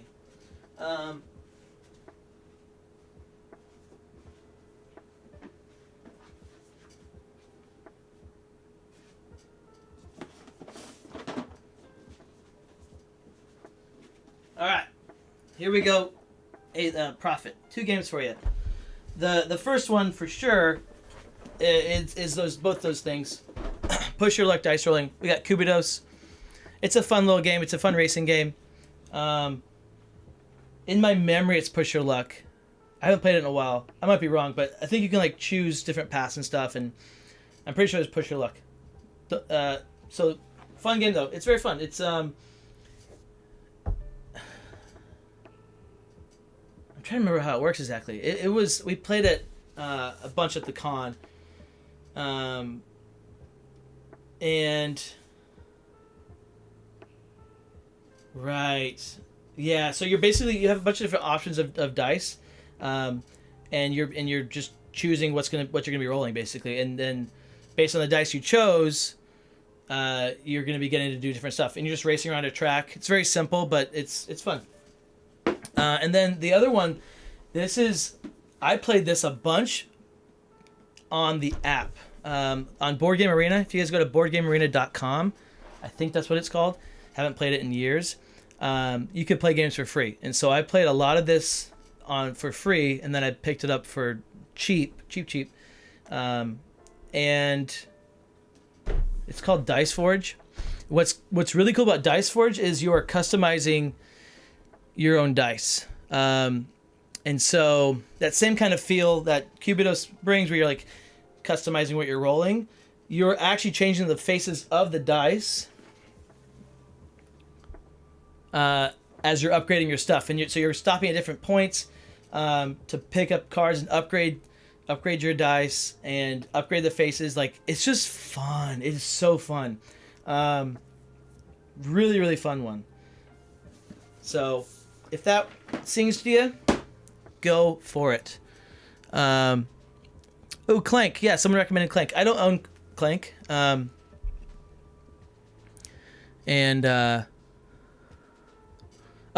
see Profit. I see that. Now Showing said, Dice Forge is great. My only issue is it feels too short. In my opinion, I would house rule it to adjust for 1 or 2 more rounds. Agreed. Yeah, and that's so easy to house rule, guys. You just go longer, right? If what you're doing is fun, the problem is you don't want to stop too late. So that's why why are the Beatles so good? Because all their songs are like 2 to 3 minutes. So you're always wanting more Beatles. You're always wanting to hear more of their song. The bands that have like 4-minute songs are like, dude, this is still going? Like, what the heck? But also the Beatles are just really good, so that's why they're great. Profit, let's rank your collection here. It's a good one. The picture is awful, so I'm going to knock off some points for that for sure. But great collection. And yeah, we're going to go with we'll go with an 8 for Profit. Not bad. 8 for Profit. So I know engine building games are like that. You gotta when you let me run with my engine for a little bit. Let me like get my I just built this dice up. Let me experience it a little more than just like, oh yes, and now it's game's over. You know, come on. Wait a second. What? Oh, I messed up. I done goofed. I was waiting for this to happen. Okay. This is not profit, guys. This one is not profit. And maybe the last one's not profit, but I think this one's probably not profit. And let me find out who this one is real quick. By real quick, I mean I have no idea how long it's going to take. Okay. I'm sorry. This is Caleb Unmatched. Let me type that in the chat just so everybody knows. This is Caleb Unmatched. So I apologize, Caleb Unmatched. And Caleb Unmatched, we got a cool one here. We got a lot of Unmatched, hence the name. Infinity Saga, I don't know what that is. Jurassic World. So you movies, you're a movie guy. This, that, Call to Adventure, code names. Well, I'm not saying, maybe you're not a movie guy, but I think you're a movie guy. Same but different. I like I don't know what that is. Joking Hazard. All right, so you like some fun games, party games, and it looks. I'm going to say that you like movies, which is fun because I put some work in on movie games. Okay. Caleb Unmatched. So Caleb, let me grab my movie box of games for you. Let me change this too. Let's go here. Nope, that's not what I want.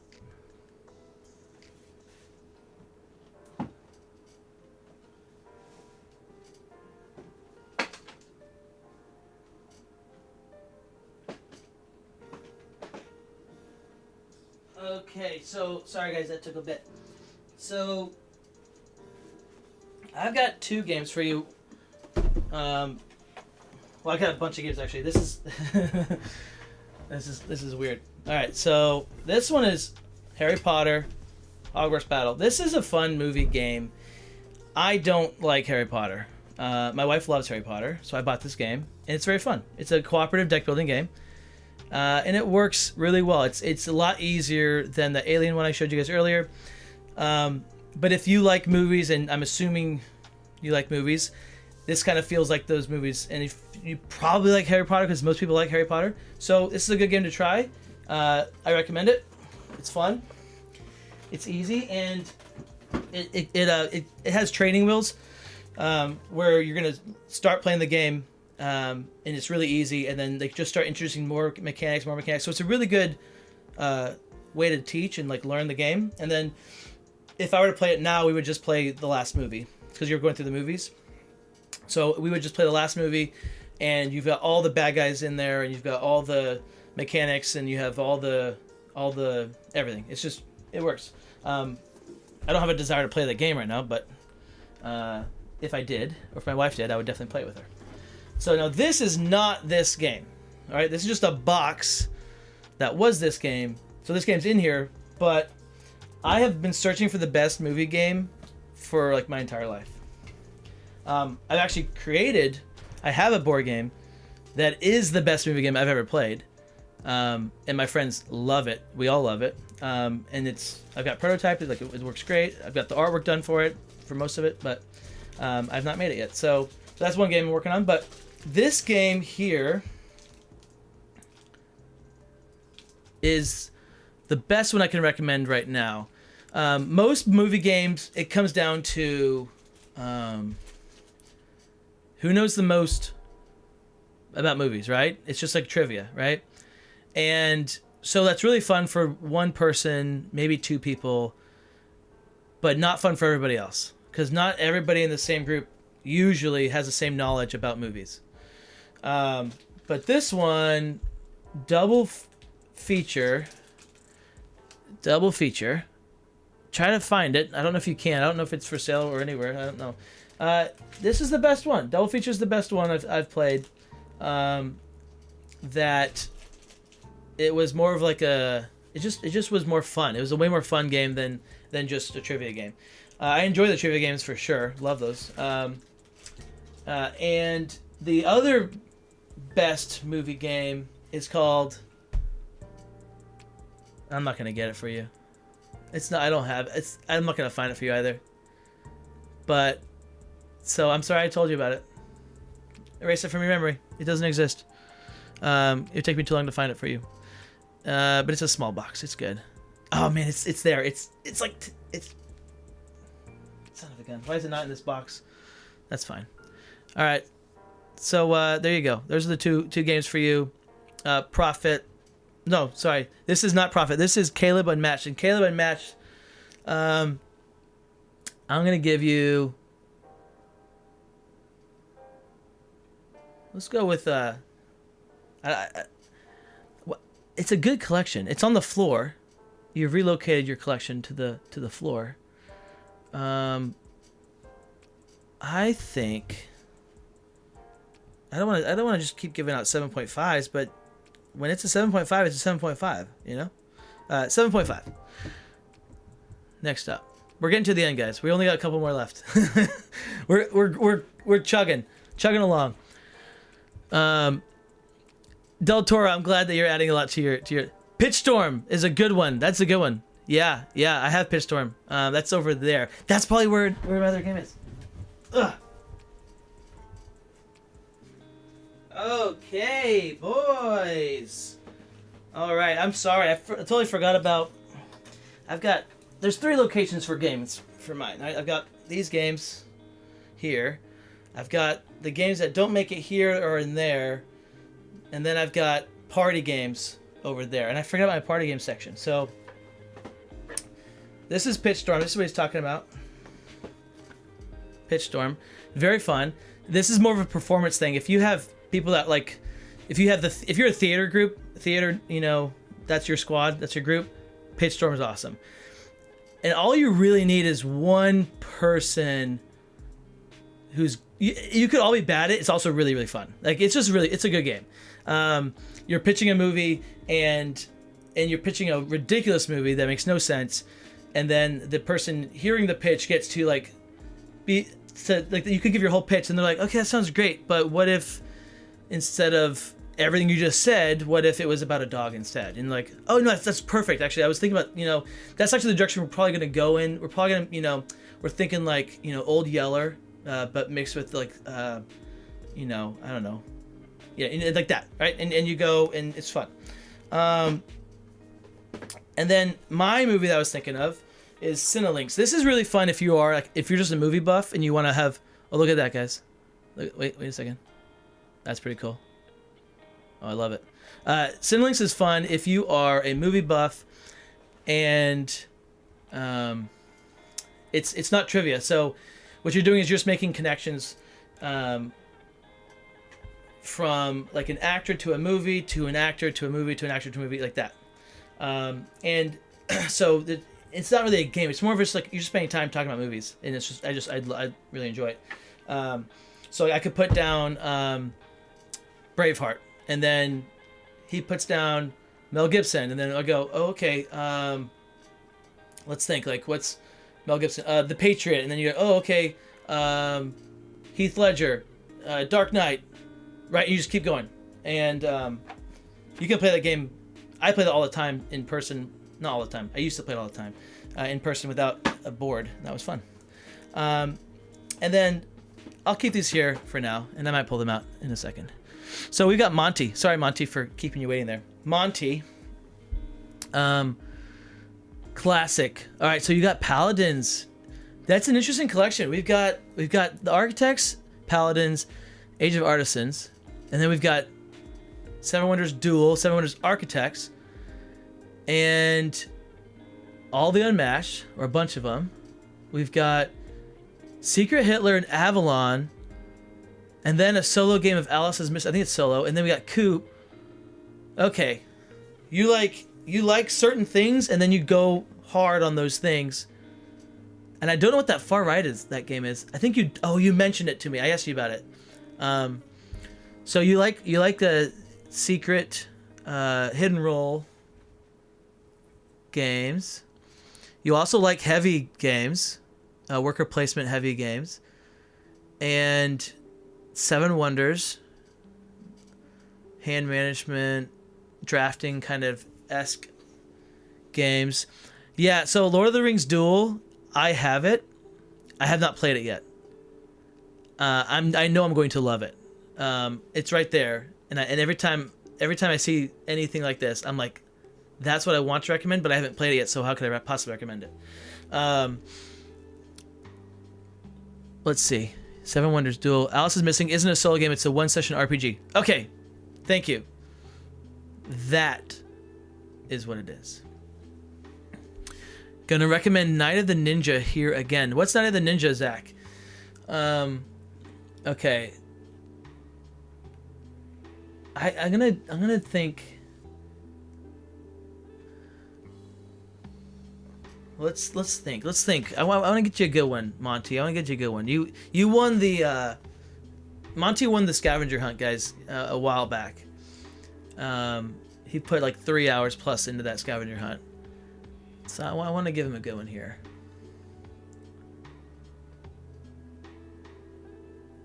And Andrew won a foil for something. I don't remember what Andrew won a foil for, but I know he did. Okay, I've got one for you so far. I'm going to go to the other shelf as well. I've got one so far. Oh, yeah. Yeah.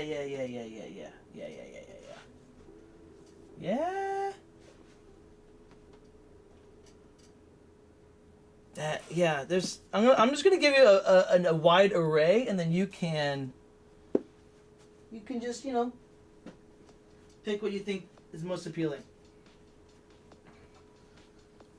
Ugh. Okay, so first up, I've got. This is gonna be a fun journey putting these back on my shelf. First up, we have Treasure Island. So Treasure Island is another hidden roll kind of game, and not hidden roll. Sorry, that's interesting. It's not hidden roll at all. You know who it is, but it's interesting. I thought of this, but they're hiding. You're hunting for Blackbeard basically, and you're searching along on this island. You're trying to find Blackbeard. It's a cool one. I enjoy this one a lot.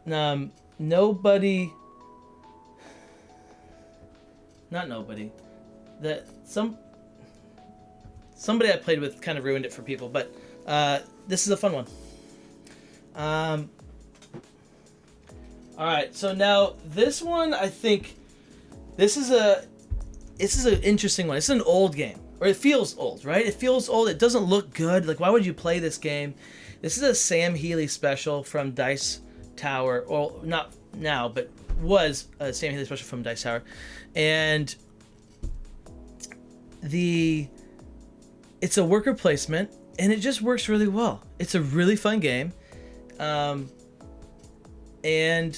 it's easy to teach, easy to understand, easy to score, and you just have to get to the table because it's not a beautiful game, but once you play it, you will really, really enjoy it. So worker placement, this would be a really nice one for you. And then the last one, this is an interesting kind of worker placement game where you are rolling dice, and the dice are your not rolling dice. You're using dice as your workers. It plays really quick, ish. Beautiful board presence, beautiful components, and just a really nice theme. It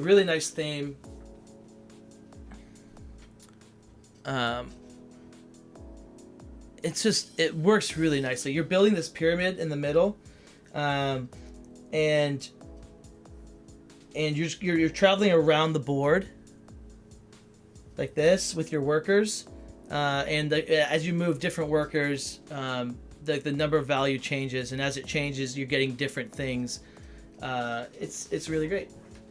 Okay, there you go, Monty. That was a lot for you. Hopefully you like those. Monty, let's rate this thing. Well, you already won a set, so you get a 0. No, I'm kidding. I'm gonna go with. Let's go with Monty. Yeah, we're gonna go 8. It's a nice 8. That's an 8 for sure. Deception could be a good recommend for a quick hidden trader game. Yes, Deception, absolutely. Any of the games I've recommended already, I'm not recommending again. I'm trying not to. So, yeah, all the first 3 hidden rule games I pulled out or whatever, definitely recommend those. Okay. We're coming to the end. Now showing. Hey, now showing. So, oh hey Matt Rod. Hello, hello. Now showing. So this is a collection. As you guys can hear from his input, he knows board games. He's a gamer. For sure. Let's zoom in on this one. And actually, by the way, guys, this is half of it. So the other, let me show you the next page. There's the top 2 shelves. I did this so I could make it bigger for us, but it's still not big enough to really look at. So let me zoom in here. I'm gonna start going through his list. First thing that jumps out to me, Root. You know how I feel. We got a lot of games. A lot of games on the bottom left I've not played. A lot of games I've not played on that bottom left. Wow. A lot of these. Dawn of Eulos, never heard of it, but it looks exactly like the same artwork and theme of Cartographers. Is that in the world of Cartographers? Could you tell me? Tikal, okay, so Tikal, is that one of the games with like the rondelle in the middle? Robo Rally, ooh, that's a classic Robo Rally. Oh, I love Robo Rally. Really fun programming game. Mountains of Madness, heard of it. Blackout, Hong Kong, Cascadia. New York Zoo. Alchemist.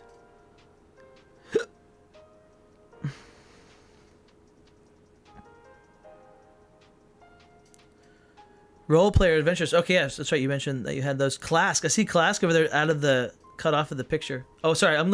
Sorry, I'm going too high. Let me stay in your guys' vision. Viticulture, Cryptid, Scott Pilgrim. Okay, Flamme Rouge. I wanted to like Flamme Rouge more. I never really enjoyed it. I mean, I enjoyed it, but I never loved it. Downforce for me was a far superior game than Flamme Rouge. Flamme Rouge is a more competitive game, you could say, but it wasn't very fun. It was weird. Viticulture, Railroad Inc. I asked you about that. It was a huge box for Railroad Inc. Horrified, Clank. I'm not a big fan of Clank. Again, I've only played it a couple times, or once or twice. Yeah, I played it twice. It's a push your luck dice bag builder, and most people love it. I just didn't love it. Okay, you got Jaws. Wingspan. Imhotep. Marvel Champions. I love Marvel Champions. Oh man, if I don't recommend Marvel Champions by the end of this thing, then I forgot about it because I should have recommended it. We got Gloomhaven, Ticket to Ride. Oh wait, sorry, I'm going too high again. What do you guys see? Below Jaws. Okay. We've got Arnak. We've got Agricola. A lot of games I don't know. Space Base, Role Play. So you do have some dice. Okay, let's go to the next page here for you guys. Robin Hood, yeah. I haven't played that yet. Oh, I've seen it played. I've not played it yet. I've got it. Ota and I are going to do some of that, I think, on stream. It should be fun. And I think we're going to try to do Sleeping Gods as well. I've not played that, but I'm excited to do that. I think we'd have some fun doing some journeys. Parks. Parks is a great game, guys, if you've not played Parks. A lot of Marvel Champions. It's so fun. Cool. So you have a lot of everything. It doesn't look like too heavy. I might be wrong, but it seems like a lot of mid-weight games. Some heavy, but mostly mid. And then the stuff that you went all in on are like, you got all the root, all the role player, all the. It is cartographers. I see cartographers. All the Marvel champions. Okay, what can we recommend?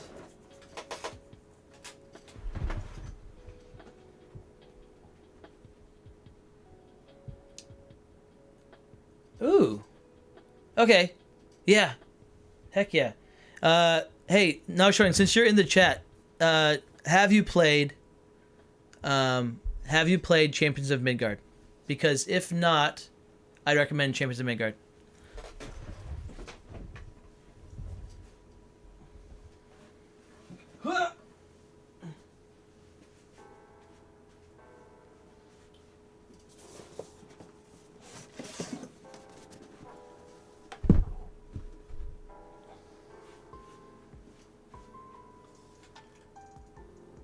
I haven't. All right, done. Get Champions of Midgard. Lock it in. Very, very fun. So Champions of Midgard is. It's if you probably haven't played Reavers of Midgard either, but so Champions of Midgard, it was the first one. You are placing workers and fighting monsters, fighting trolls. Rolling dice. Your dice are your soldiers, and it just works really well. It works really, really well. It's super fun, and then you must if you're getting this. So there's something you have to buy Valhalla. Okay, is the expansion. You can't play this without Valhalla. So get Champions of Midgard, but also get Valhalla. And if you're getting Valhalla, you might as well get the Dark Mountains. And if you're getting both of those, then you might as well get. There is an expansion like combo. You need to look this up. I'll message you after this, or message me and just remind me of it, because I'll send you a link to it. So don't buy it right now, is what I'm saying. Shoot me a link, because I forget exactly what it's called, but there's a term of like the package that comes with all the stuff. You can buy everything with it combined. That's what you want to get. Champions of Midgard, though, you will enjoy it. By the way, I have dreams of playing Champions of Midgard, but with Blood Rage components as far as like the minis and stuff, and I think it would work fine. So I'm gonna try that out one day. That will happen. Captain, my landlord's gonna hate you. I said one game. That's it. All right. Oh, now showing. Let's rank this. Let's rate this thing. Where's my phone? Awesome collection, by the way. Obviously, huge collection. Very, very, very great. Okay.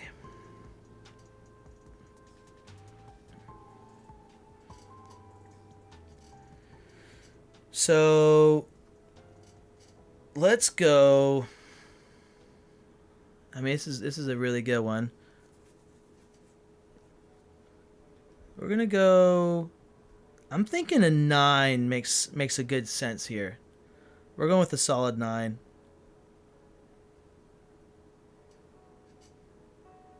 Yeah, and you know what it is? Probably it's the anti-monopoly just sitting there staring at me all slanty. That knocked you like a whole point. So. You get a 9 now showing. All right. That'll teach you to have anti-monopoly. By the way, what is anti-monopoly? What is that like? Cool. I love it. Beerface gave you a 10. That's beautiful. I'm glad that you got the 10.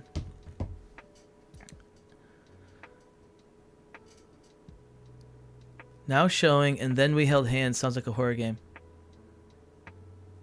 Oh, yeah. I heard about that. Someone mentioned and then we held hands. I wonder if someone just said that just now. All right, guys. So let's go to the next one. Grayson 86. I believe this is our last one, but I might be wrong. Grayson 86.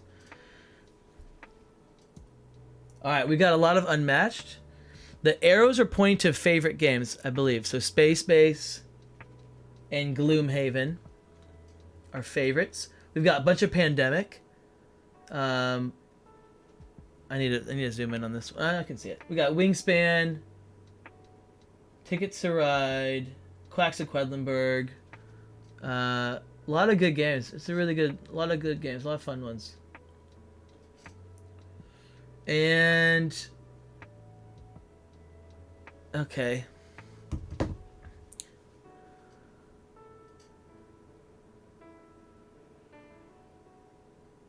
Cascadia. So Space Base is your favorite, and Gloomhaven is your favorite, and then Unmatched. You got a lot of Unmatched. Space Base and Gloomhaven. I mean, Role Player. I'd recommend Role Player to you. I think you would enjoy that. But I've already recommended that, so let's think of something else. Space Base and Gloomhaven. I've also already recommended Oathsworn. That would be that's a money wallet breaker. I don't think you want to go there.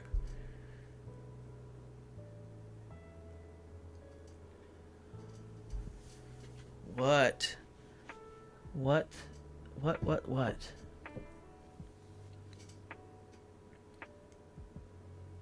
What's the game I'm thinking of? There's a game in my head that is Space Base, but it's not Space Base.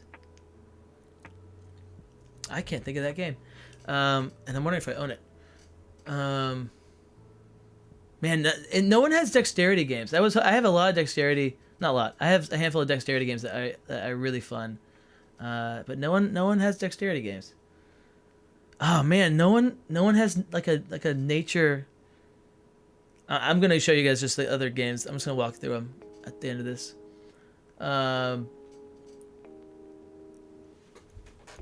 Space Base, Gloomhaven, Wingspan, Cascade. You know what? You're my nature guy. Cascadia, Wingspan. That's it. That's it. This is nature time.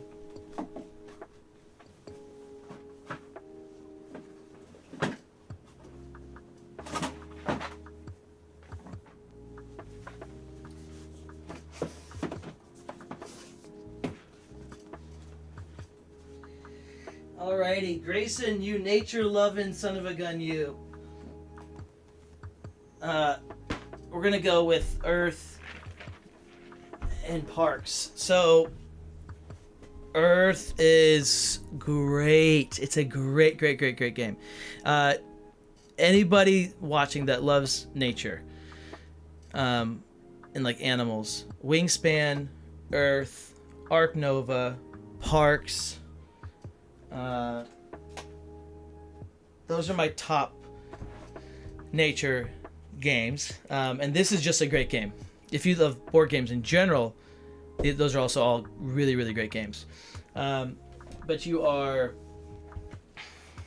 this is one of the games where everything feels good, because when your opponent does stuff, you get stuff. Games that do that are very rewarding, so new players are gonna love this. Now it's too heavy for not like really heavier board gamers, but it's not too heavy. It's not like a heavy game. It's a lot. It's cards. It's simple actions. Tells you exactly what you're gonna do, but it's just super rewarding. It's super rewarding. It's a pretty game. You're building trees and stuff. Highly recommend Earth, and then. Last one here is Parks. Parks is I got this one for $5 by the way, guys. This is like a $50 game. It was when I got it. Got it for $5 because the person said it was the most difficult game they've ever played or ever seen or anything. It's not that hard. This is a beautiful game. It has all of the parks in this really beautiful art style. And you have these little hikers, and you're walking around, you're getting sunshine and water, and you're just visiting the different parks. You're trying to get them. It's really fun. It's a little. I'm trying to think if it's heavier than Earth. It's not that heavy, but like some people, it's not as light as you would think it is. That's the thing, I guess. It is deceptively heavy if you think it's light. But it's not that heavy. So Parks, Earth, there you go, Grayson. I hope that you enjoy those. And also, I mean, just by, if I had to choose one between the two, I'm picking Earth, definitely. But I've never not enjoyed playing Parks. And if the theme of Parks and the artwork of, if you want table presence and components, and like if artwork matters more to you, then go Parks. And if some, yeah, that's all I can say. There's more there, but I don't want to go too much into it. All right, Grayson, great job, great collection here. Let's go with Grayson. Let's gonna go with. I like it. And I know I'm not consistent with anything, guys, so don't worry about it. Just don't worry about it. I'm gonna go an 8 here. 8 feels fine. Nah. 7.75. I don't know if that matters, but we're going 7.75. All right. And then, look at that. The end. The end. You made it. You made it. Oh. All right. Guys, thanks for watching. Now is the part that I have no idea. Well, actually, before you leave, little nuggets for you. Let me just tell you all the games I did not say that you have to play. So all the games here I recommend. I do not recommend all the games here over these games that are on my shelf. I'm not saying that. The games I did not say that you have to play. You have to play Wingspan. You have to play Scythe. You have to play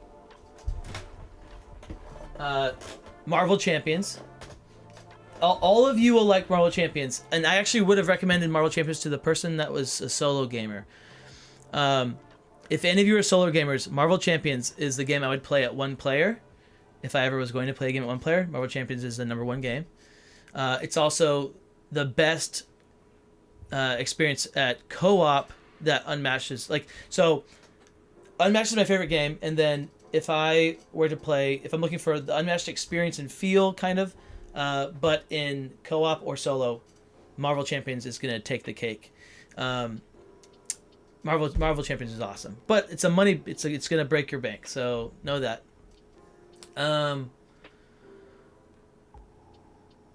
Libertalia is a really fun game. It's been really fun. I've enjoyed that a lot.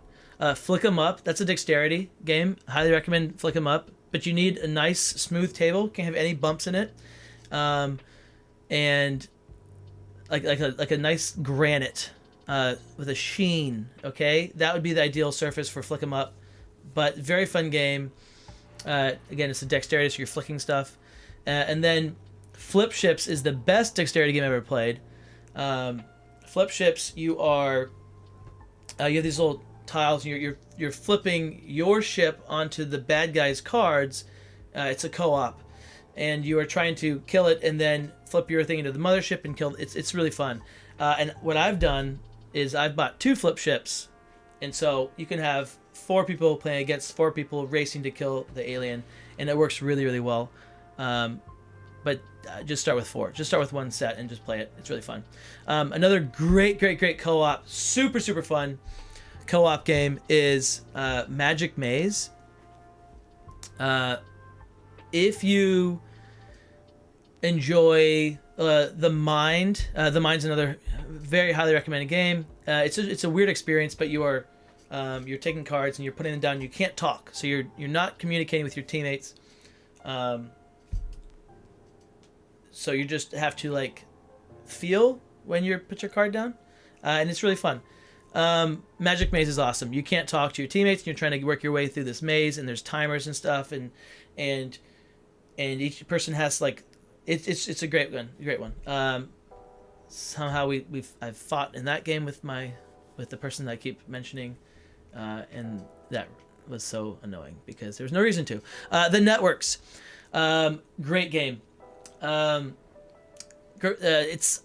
I really like the networks because of the theme. So the theme is you're running a network and you're trying to figure out which shows you want on your network, and all the cards are puns and like spoofs off of actual shows, and so the theme is awesome.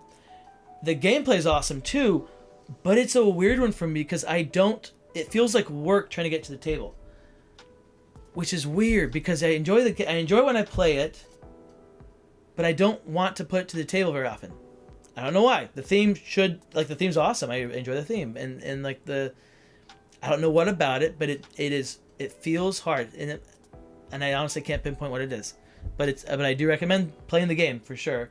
And if TV shows are your bread and butter, and you like slightly heavier games, that's a good one.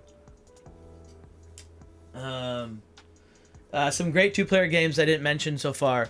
Targi the Expansion. That's a gamer's 2-player game. That's one of the best 2-player games ever. It's kind of complex. But you want to get Targi and Targi the Expansion. So you have to buy both of them. I think it's probably $40. It's a $20 game, but you want to have the expansion.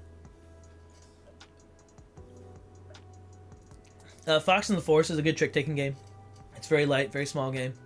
It's good. And then Marvel Remix is a really fun one. Marvel Remix, that's like when I'm trying to play a game with people that don't play games, I bring Marvel Remix a lot. It plays very quickly, and you're just trying to get the best combination of 7 cards in your hand. I think it's 7 cards, and everyone's doing that, and it's just simple. It's very simple, very fun. Jaipur is a great 2-player game. Your first 20 times playing it, you'll have a blast.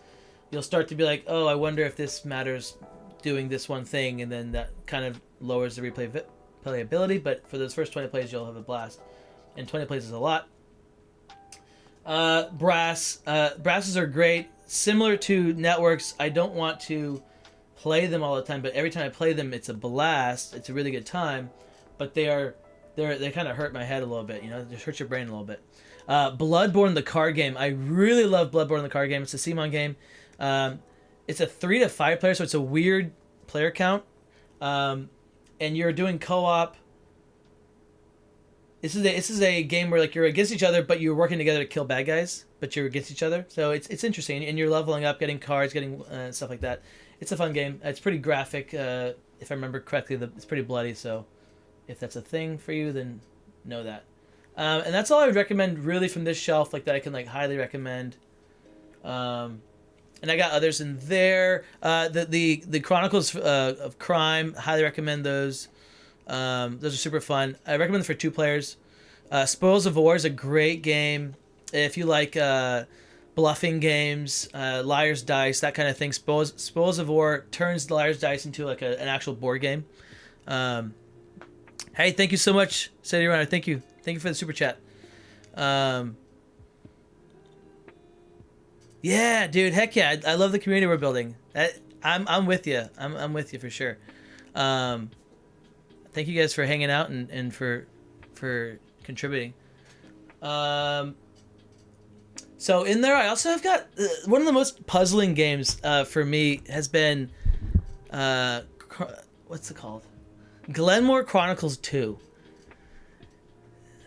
Guys, first plays are super important because if you only have one gaming group and if one player doesn't like the game and then they start talking about how they don't like it, it kills it for everybody. So Gilmore Chronicles, I really enjoyed it. It was a cool game. But not everybody loved it. And so then it hasn't been played since. Same with Viticulture. Not everybody loved it. I loved it. It was great. I need to find more gamers. That's what I need to do. I talked about this one already, but I didn't recommend it. Oh my goodness. Oh, dude, guys, the big box games that are like hidden, I didn't get to recommend those either. So I don't think there's any way for you to buy this game at this point.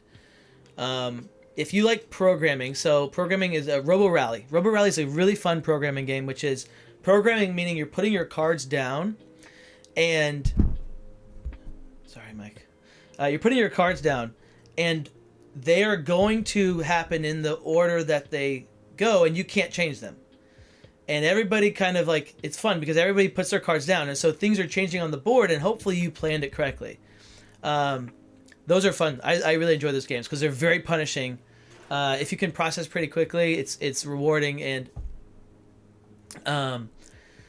but they're very fun, and you have to be okay with like things going wrong. But the best programming game and one of the best like game components and value of a board game ever in the history of the world is Mechs vs. Minions. Mechs vs. Minions was a game made by Riot Games, which does League of Legends, and that's why I bought it, because I was huge into League of Legends, and I would still be huge into League of Legends if I did not have a family and did not want to be a monster, because I was a monster in that game. You want to see the worst side of me? Put me in League of Legends and put me on a team with people that are running down mid, just losing the game for me, and I will have the worst. I will be the worst human you've ever seen. Also, not saying bad words or anything, but just being an awful human. So, but League of Legends was a great game. It was awesome. And Restoration Games made, dude, I love League. Oh my gosh. Rammus Jungle, all day, every day. I had a great win rate as Rammus. Shaco Jungle, Teemo, just whatever the heck I want to do with Teemo. He's awesome. Support main, Janna, Thresh, Blitz. Yeah. Anyways, but it was a jungle if I wanted to like really carry, and if I had an ADC that I could trust, then I would support. So Riot made the game Mechs vs. Minions, and it is a beautiful game. They put everything into just making a game. Like I don't think they probably lost a lot of money from that game. They didn't make any money from that game. It's got beautiful components, washed minis, hand painted main characters that you're playing. Not hand painted, painted. They might be hand painted. Painted characters that you are, like your mechs, your minions, your miniatures are painted, and the villains painted. And it's like you're going through this campaign, and you have envelopes. You're opening up envelopes, and it's like, here's new cards that you have, and it's a journey. It is so fun. It's co-op, so if you like co-op, if you like programming, try to find a copy of it. I don't think you will. And if you're gonna buy a copy used, have the other person put it back together the way it's supposed to be. Have them put the cards back in the envelopes and everything. Highly recommend it. Yeah, the other thing that Riot Games did, another just random like what the heck, but knocked it out of the park, is with their Netflix show. What's it called? It's all about Jinx and Vi. Man, you'll say, someone will say it in the comments. Arcane, thank you. Arcane is so good. Watch Arcane, guys. It's great. Animation's awesome. Really great. All right, I digress. So, but yeah, highly recommend those games. Hidden Gem would be, oh my gosh. Okay, Hidden Gem for you guys. You guys could probably pick this up for like $10 because it's like who in their mind would buy this game? But it's actually very fun, especially if you have kids, and especially if you have like daughters. I would assume would love this game. But I got a lot of life out of this game as an adult, and it's called Dream House, or like My Dream House. I gotta find this one for you guys. It's the most shocking game you'll ever play because it's actually very fun. This game, I think I picked it up for like $5 or $10 used from Bright Lights, because I was. And still, I've created a bunch of games, right? And one of the games I'm working on, or was working on, was designing a house, like furnishing a house. And so I was like, oh, this might do what I'm looking for. and it didn't do what I was looking for, but it like kind of scratched that itch, and it was actually pretty fun. The artwork's good, the mechanics are fun, the points are good. Like it's a fun little game, and like, but why would you ever buy this game as a grown adult, right? If you have children, buy this game. Another guilty pleasure. No, another guilty pleasure. I don't think. I'm not hiding it. I don't think I have one. Another game I there's some classics that I recommend. Carcassonne, absolute classic. Catan. You guys tricked me. Catan. Recommend Catan. I recommend. Yeah, a lot of those games. Agricola is a fun one. It's not great, but it's a good one. Agricola's a good one. Some classics. All right. I'm making the people that are going to win these things really, really work for it. They got to wait till the end of this thing. 1,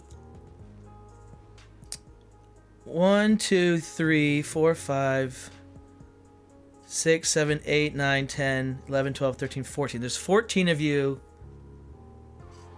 No, 15, 16. There's 16 of you that could win. Real quick, I'm curious. Everybody in the chat, there's 9 of you. Obviously, and you can vote for yourself if you want to, because you've stayed till this time. You can vote for yourself. I'm gonna fly through the stuff that we just saw. But I'm just wondering which one's your guys' favorite. Which shelfie was your favorite? You've got Grayson. I'm just gonna go through all of them, but you guys comment. Everyone comment with your favorite and say blank person is my favorite. You know, whatever. Blank's shelf is my favorite. So we got Grayson. Now showing. All right, all that was now showings. We've got Monty. We've got Prophet. Sorry, this is not Prophet. This is Caleb Unmatched. This is Prophet. We've got the Alien. Uncle Sam.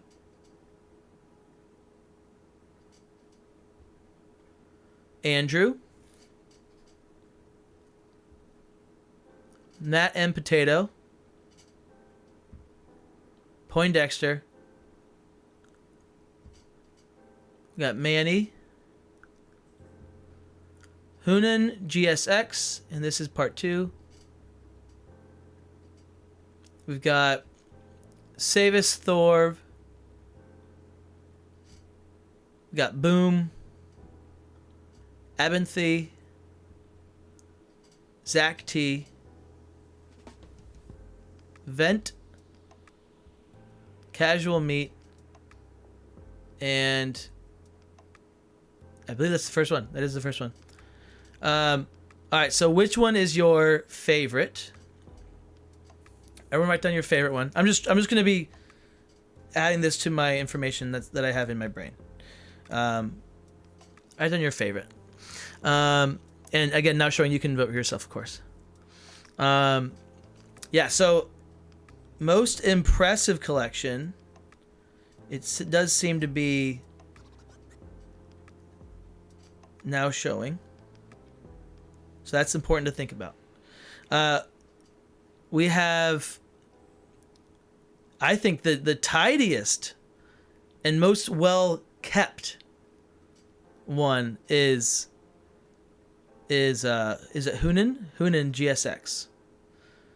But GSX also said he didn't want a set, so I'm not going to give him a set, because he doesn't need one.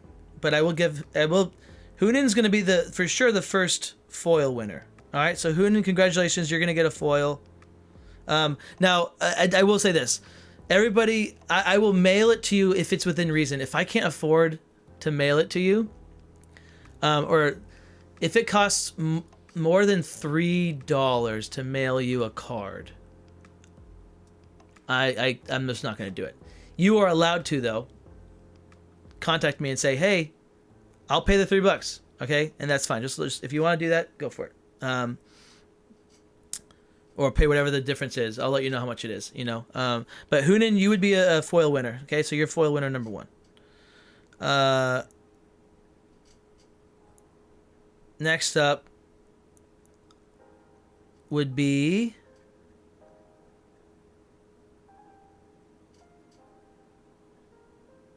So in my mind, I want to pick someone that's like the lowest, who has like the worst collection, and is in need of a set. Right? I want them to be a part of this as well. And I'm not saying the worst collection, just like who actually,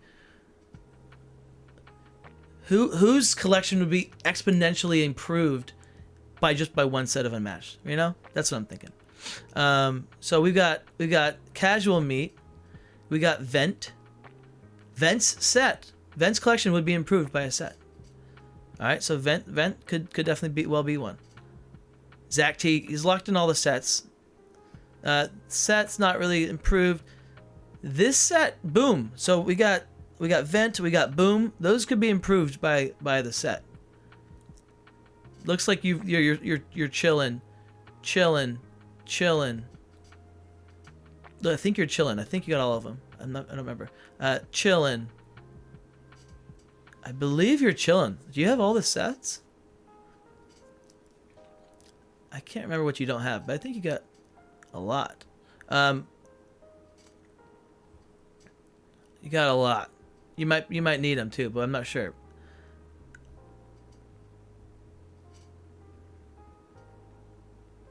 I don't see any Unmatched. Oh, no, I see a lot of Unmatched. Okay, I think you got all of them. I'm not sure how much you have. Okay, so right now I've got 2 front runners for the definitely need a set. Okay, so I've got Boom and Vent. Boom and Vent. I want one of them to maybe win it too. Boom and Vent. And I gotta see what someone, I forget who says they don't need sets, because someone might have said that. Yeah, Uncle Sam had a great collection as well.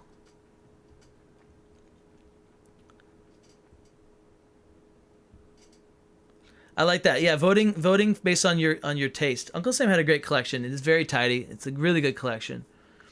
Yeah,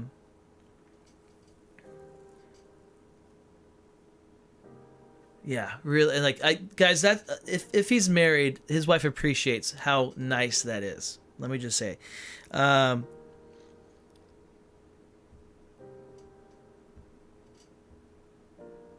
right, so I've got Hunan. We got Hunan as a foil winner. Most impressive now showing the second. So the highest rated ones, we got 10, we got 9, we got 9.5 and a 9. Yeah, Uncle Sam with the 9.5. I gotta add him to that list as well. Most impressive is Uncle Sam as well. He's got a good one. And then most in need is Boom and Vent. Can you guys? Let's look at what they said. Let's look at what they wrote, and let's see who is more in need of a set between these two. If it was up to that, I may not narrow it down between the two, because I kind of want to get to 4 people and then just post it up on the YouTubes and see what people say. You know. Unmatched Slings and Arrows haven't played yet. Oh no, I read that wrong. Okay, there's a space after that. So I guess that's the other part to think of. I'm giving away. Yeah, so they could use Houdini Genie. They could use Houdini Genie. That would be important. That's a great set to give away. They could use Cobble and Fog. Or Houdini Genie. Also, that's good. Casual meat needs some. Let's look at casual meat. Let's go give casual meat a look here. Oh, you're right. Where's any of the unmatched?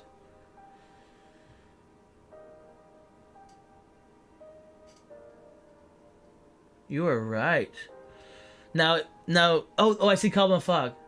You're right. They're missing. Casual meat needs a lot more, right? Vent needs more variety, I'd say. Let's look at Vent.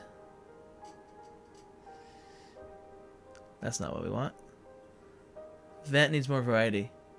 You're right. I should just send them like just a random game. That's not a bad idea. But also that would just cost me a lot of money. I can't do that. Yeah. Boom. Invent. Okay, this is gonna be a tough one. I think both of them could definitely be in that. Boom or Vent. I'm not sure.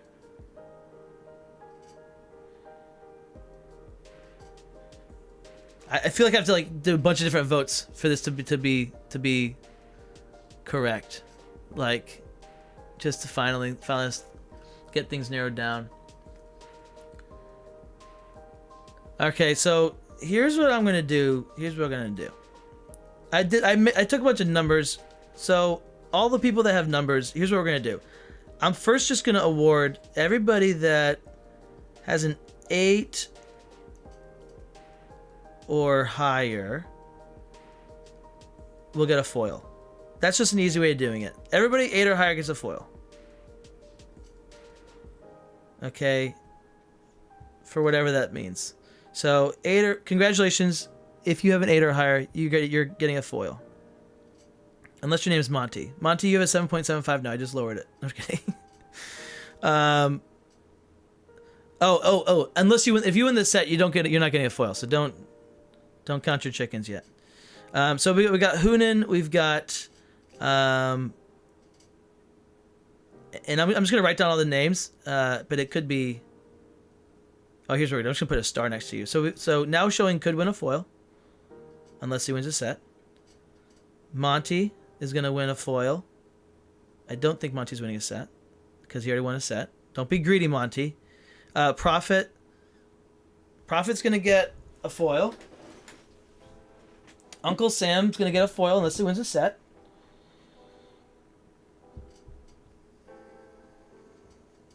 I love how, like, if I was you guys, I'd be like frustrated. Like, this doesn't make any sense. But guess what? At this point, it doesn't even matter, you know? Poindexter, I'm gonna send you a foil because you're just a very generous person. Alright, Hunan GSX gets a foil. For sure. Savis Thorv gets a foil. Zach T, congrats, you get a foil. Alright, what are we at there? We got 1, 2, 3, 4, 5, 6, 7, 8 foils going out right now. I'm giving away 10. That's 8, but one of you could be a winner. So, don't know. Alright, so now if we go down from there, we have Grayson with a 7.75. Congratulations, Grayson. You're getting a foil.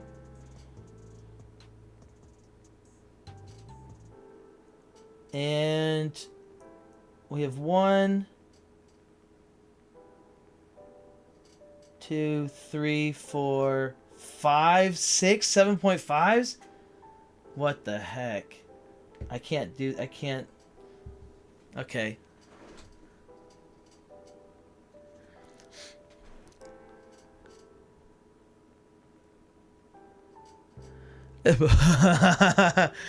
Oh, that's a good idea. I could send. This is a great idea now showing. I could just break up each. I could break up the 4 hero set and just send one fighter to each person. And then just send you guys. I'll just, you know what I'll do is I'll cut the maps in half. Both ways. and then oh my gosh, I give you 6. No, there's 6 winners. Okay, no, actually, sorry, it would be 5 winners. One person gets a double-sided map, and then 4 people get to split the fighters. That's great. No showing said, "Don't do that. It was a bit. It was a bit. It was a gag." All right. Let's see. Let's go. We got to speed this up. I'm sorry. Grayson, you already made it, so don't worry. You're getting a foil. Now showing, you already made it. Don't worry about it. Monty, you already got it. Profit. The first one I'm looking for is Caleb Unmatched. Oh, this one. That is this one. Okay, guys, we need to pick 1 or 2. I don't know. Let's pick 2. We're gonna pick 2 of these 7.5s that will get a foil. The other ones will not. Is that fair? I don't know. It might not be. But life isn't fair, okay? And you play the hand you're dealt. Is this worthy of a foil? I think so. I like this one so far. Caleb Unmatched. I like this one. In fact, you know what? I'm gonna give him a foil. Why? Because I messed up his name at whose collection this is. That's my way of saying, you know what, Caleb? Listen, your friends don't believe you that you were in the channel, in the show. You just pull out the foil and you say, "Oh yeah? You like dags? I like dogs. I like caravans even better." All right. Alien. Oh, Alien. Why is that a 7.5? Alien, I'm sorry. That's not 7.5. That's better. That's a nice, that's pristine. Like, what the heck? That's a foil. All right. Alien's getting a foil. I apologize. You know what that was? Me giving him a 7.5 was probably me like trying to not show favoritism because he's a patron, but shoot, I gotta do I can't do that. What the heck? Yeah, it's a foil. Alien for sure. Andrew, that's great. Andrew, that's a foil. That's a foil. I'm gonna lose $100 doing this. Just kidding. It's not $100. I'm gonna lose like 20 bucks? I don't know. 30 bucks? 40? 50? I don't know. 60? 70? 80? Matt Potato. That's a foil.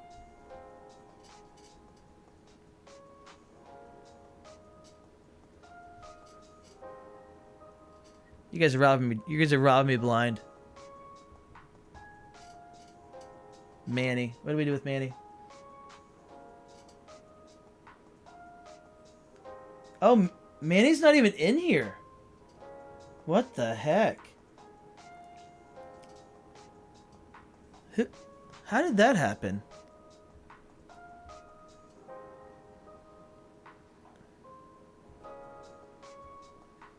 Interesting. Okay, so you know what happened? I know what happened. I got caught up in writing down the no sets for the people. So Manny, listen, Manny, I apologize, and I appreciate you sharing that for us. That's a foil, Manny. You're getting a foil. CityRunner, you're paying for the foils going out to everybody's city, so thank you for everything you've done. Everybody thanks CityRunner. He's my sugar daddy. Manny, congratulations, you're getting a foil. You get a foil, and you get a foil, and you get a foil. You guys, listen. This will teach you guys. You guys should all contribute. Next time I ask you guys to send me pictures of your stuff, just send me the pictures of your stuff. No, I can't be this generous all the time, and I honestly don't know how many foils I have, but I think I can afford to give everybody a foil here. But I don't want to spoil it. I'm not saying I'm doing that. It might happen, but I'm not saying I'm doing that. Let's see. Where's Abinthy? What if I just I just thought the most cruel thing. What if I just picked one person to not get a foil? And it was just because of like the angle of the camera. Like Abinthy doesn't get it because he was like so low looking up at the collection. No, listen guys. That's not how we roll. Boom. Foil. By the way, again, just a reminder, if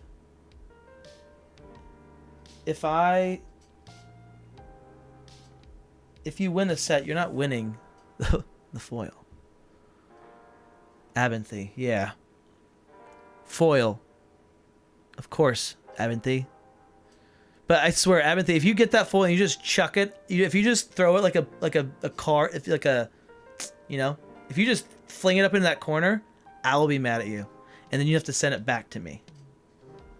Okay? So you need to be honest. As soon as I give it to you, you need to let me know if you just threw it into the corner. Because if you do, you got to go find it and then put it back in the envelope, send it back.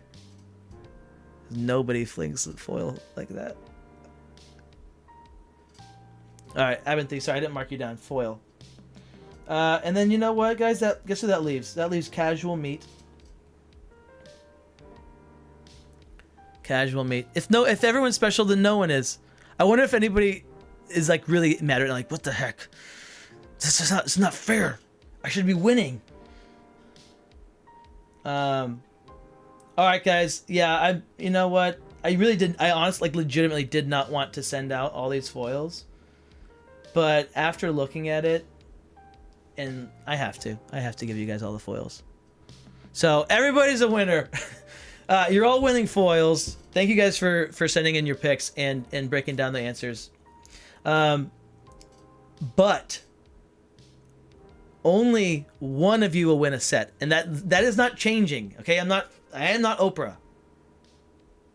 So one of you is going to win a set. And that will be.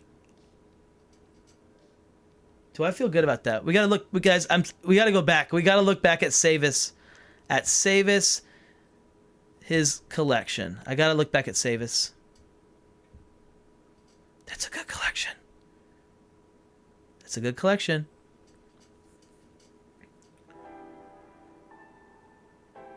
And Savis does not own Houdini Genie. Savis does not own Houdini Genie. He could use it. But this is tough. This is tough. Yeah, guys, I hope that wish list that I sent you guys. By the way, 2 more I forgot to mention. Medium and Fiction. Fiction is a really fun. It's really, really good. It's a good game. Books. I'm at the point of the night where I'm just saying books. If you like books, that one. Okay. If you like fiction, that one. It's a word game. It's fun. And then Medium is a great game. The way I play it is great. I don't know how the heck you're supposed to play it. The way we play it is incredible. What I do is, again, I want everybody to play at the same time. So I take the cards, I put 2 cards down. Whatever the 2 cards are, that's what you have to now connect. And then everybody on the count of 3 shouts out their word at the same time. And then we go around. Who said the same word? Sweet. If you say it at the same time that first time, you get the most points, which is 6. And then you're done, and you can. And then the next people have to try to match, and then you do that 3 times. That's how the way it should be played. It's a little chaotic, but it's very fun. That's Medium. Anyways, back to this. So, Savis, great collection. You could use it, but a lot of people could use it. Let's get back to this. Oh, guys, man, Hoonan. If Hoonan wanted a set and could have used it, I was gonna send him a set, no questions asked. By the way, now showing. Are you an American citizen? How do you ask that? I forget how you ask that question. Or do you live in the continental U.S.? Is that how you ask that? Someone is. Can you? So if whoever knows how to ask the thing I'm trying to ask, write that down in the comments. I want the cheapest mailing of a I can only ship it in the U.S. Maybe that's what I say, guys. I can only ship the thing in the U.S. So if you don't live in the U.S. but you know someone that does, or that can get it to you, family member, whatever, I can send it to them, and you must have a U.S. address. You in? Okay, so yeah, you in America? Are you in America? All right. Yeah, it's well, I don't think I can send it to. I'm not sending it to Canada. I think there's tariffs now. I don't think I can do that now. I don't know how that works. I honestly don't want to know. I don't know, Del Toro. I really don't know how much it costs to ship. Yeah, Merca. This is Merca. All right, guys. I think I'm locking it in. I'm gonna lock it in because of the time. Uncle Sam. Guys, that's a nice collection. Uncle Sam, heck of a collection. So I guess this is how it's gonna work. Either the rich get richer or the poor get something, because I'm gonna post it in the comments. One of you guys is gonna win a set. It's gonna be between Now Showing, Uncle Sam, Boom, and Vent. All right, you guys are my top 4. Uncle Sam, Now Showing, Boom, and Vent. And what's fun is I'm not going to specify at all how people have to vote. They can vote however the heck they want. If they feel like, oh, this person needs a set, they can vote for that. And if they say, you know what, that's the most impressive collection, so I just want to give it to that person because they have the best collection, they can do that. I don't care what people do. But one of you guys is going to win a set. Thank you guys for watching. And if you did not win a set, then you will have won a foil, so congratulations. Thank you guys for hanging out with me. Roll a D1. Roll a D4. Nah. I like the voting thing. I want some action. Let's do a Where in the World is chat stream sometime. Ooh, that sounds like fun. I'm not like doing like a geocaching or whatever it's called, where I'm like trying to find you, right? Because I would be the worst at that. Oh, sweet, Vent was here. Hey, Vent! Vent was here. All right. You know what, Vent? I was about to just be like, you win the set, but you don't win the set. It's just a joke. But I was gonna say it as a joke, but then I was like, I can't do that. That's too mean. All right, guys. Thank you so much for watching. Thanks for hanging out with me. This was not Unmatched, but I hope you guys enjoyed it. As always, this is your captain signing off. I'll see you guys next time. Bye.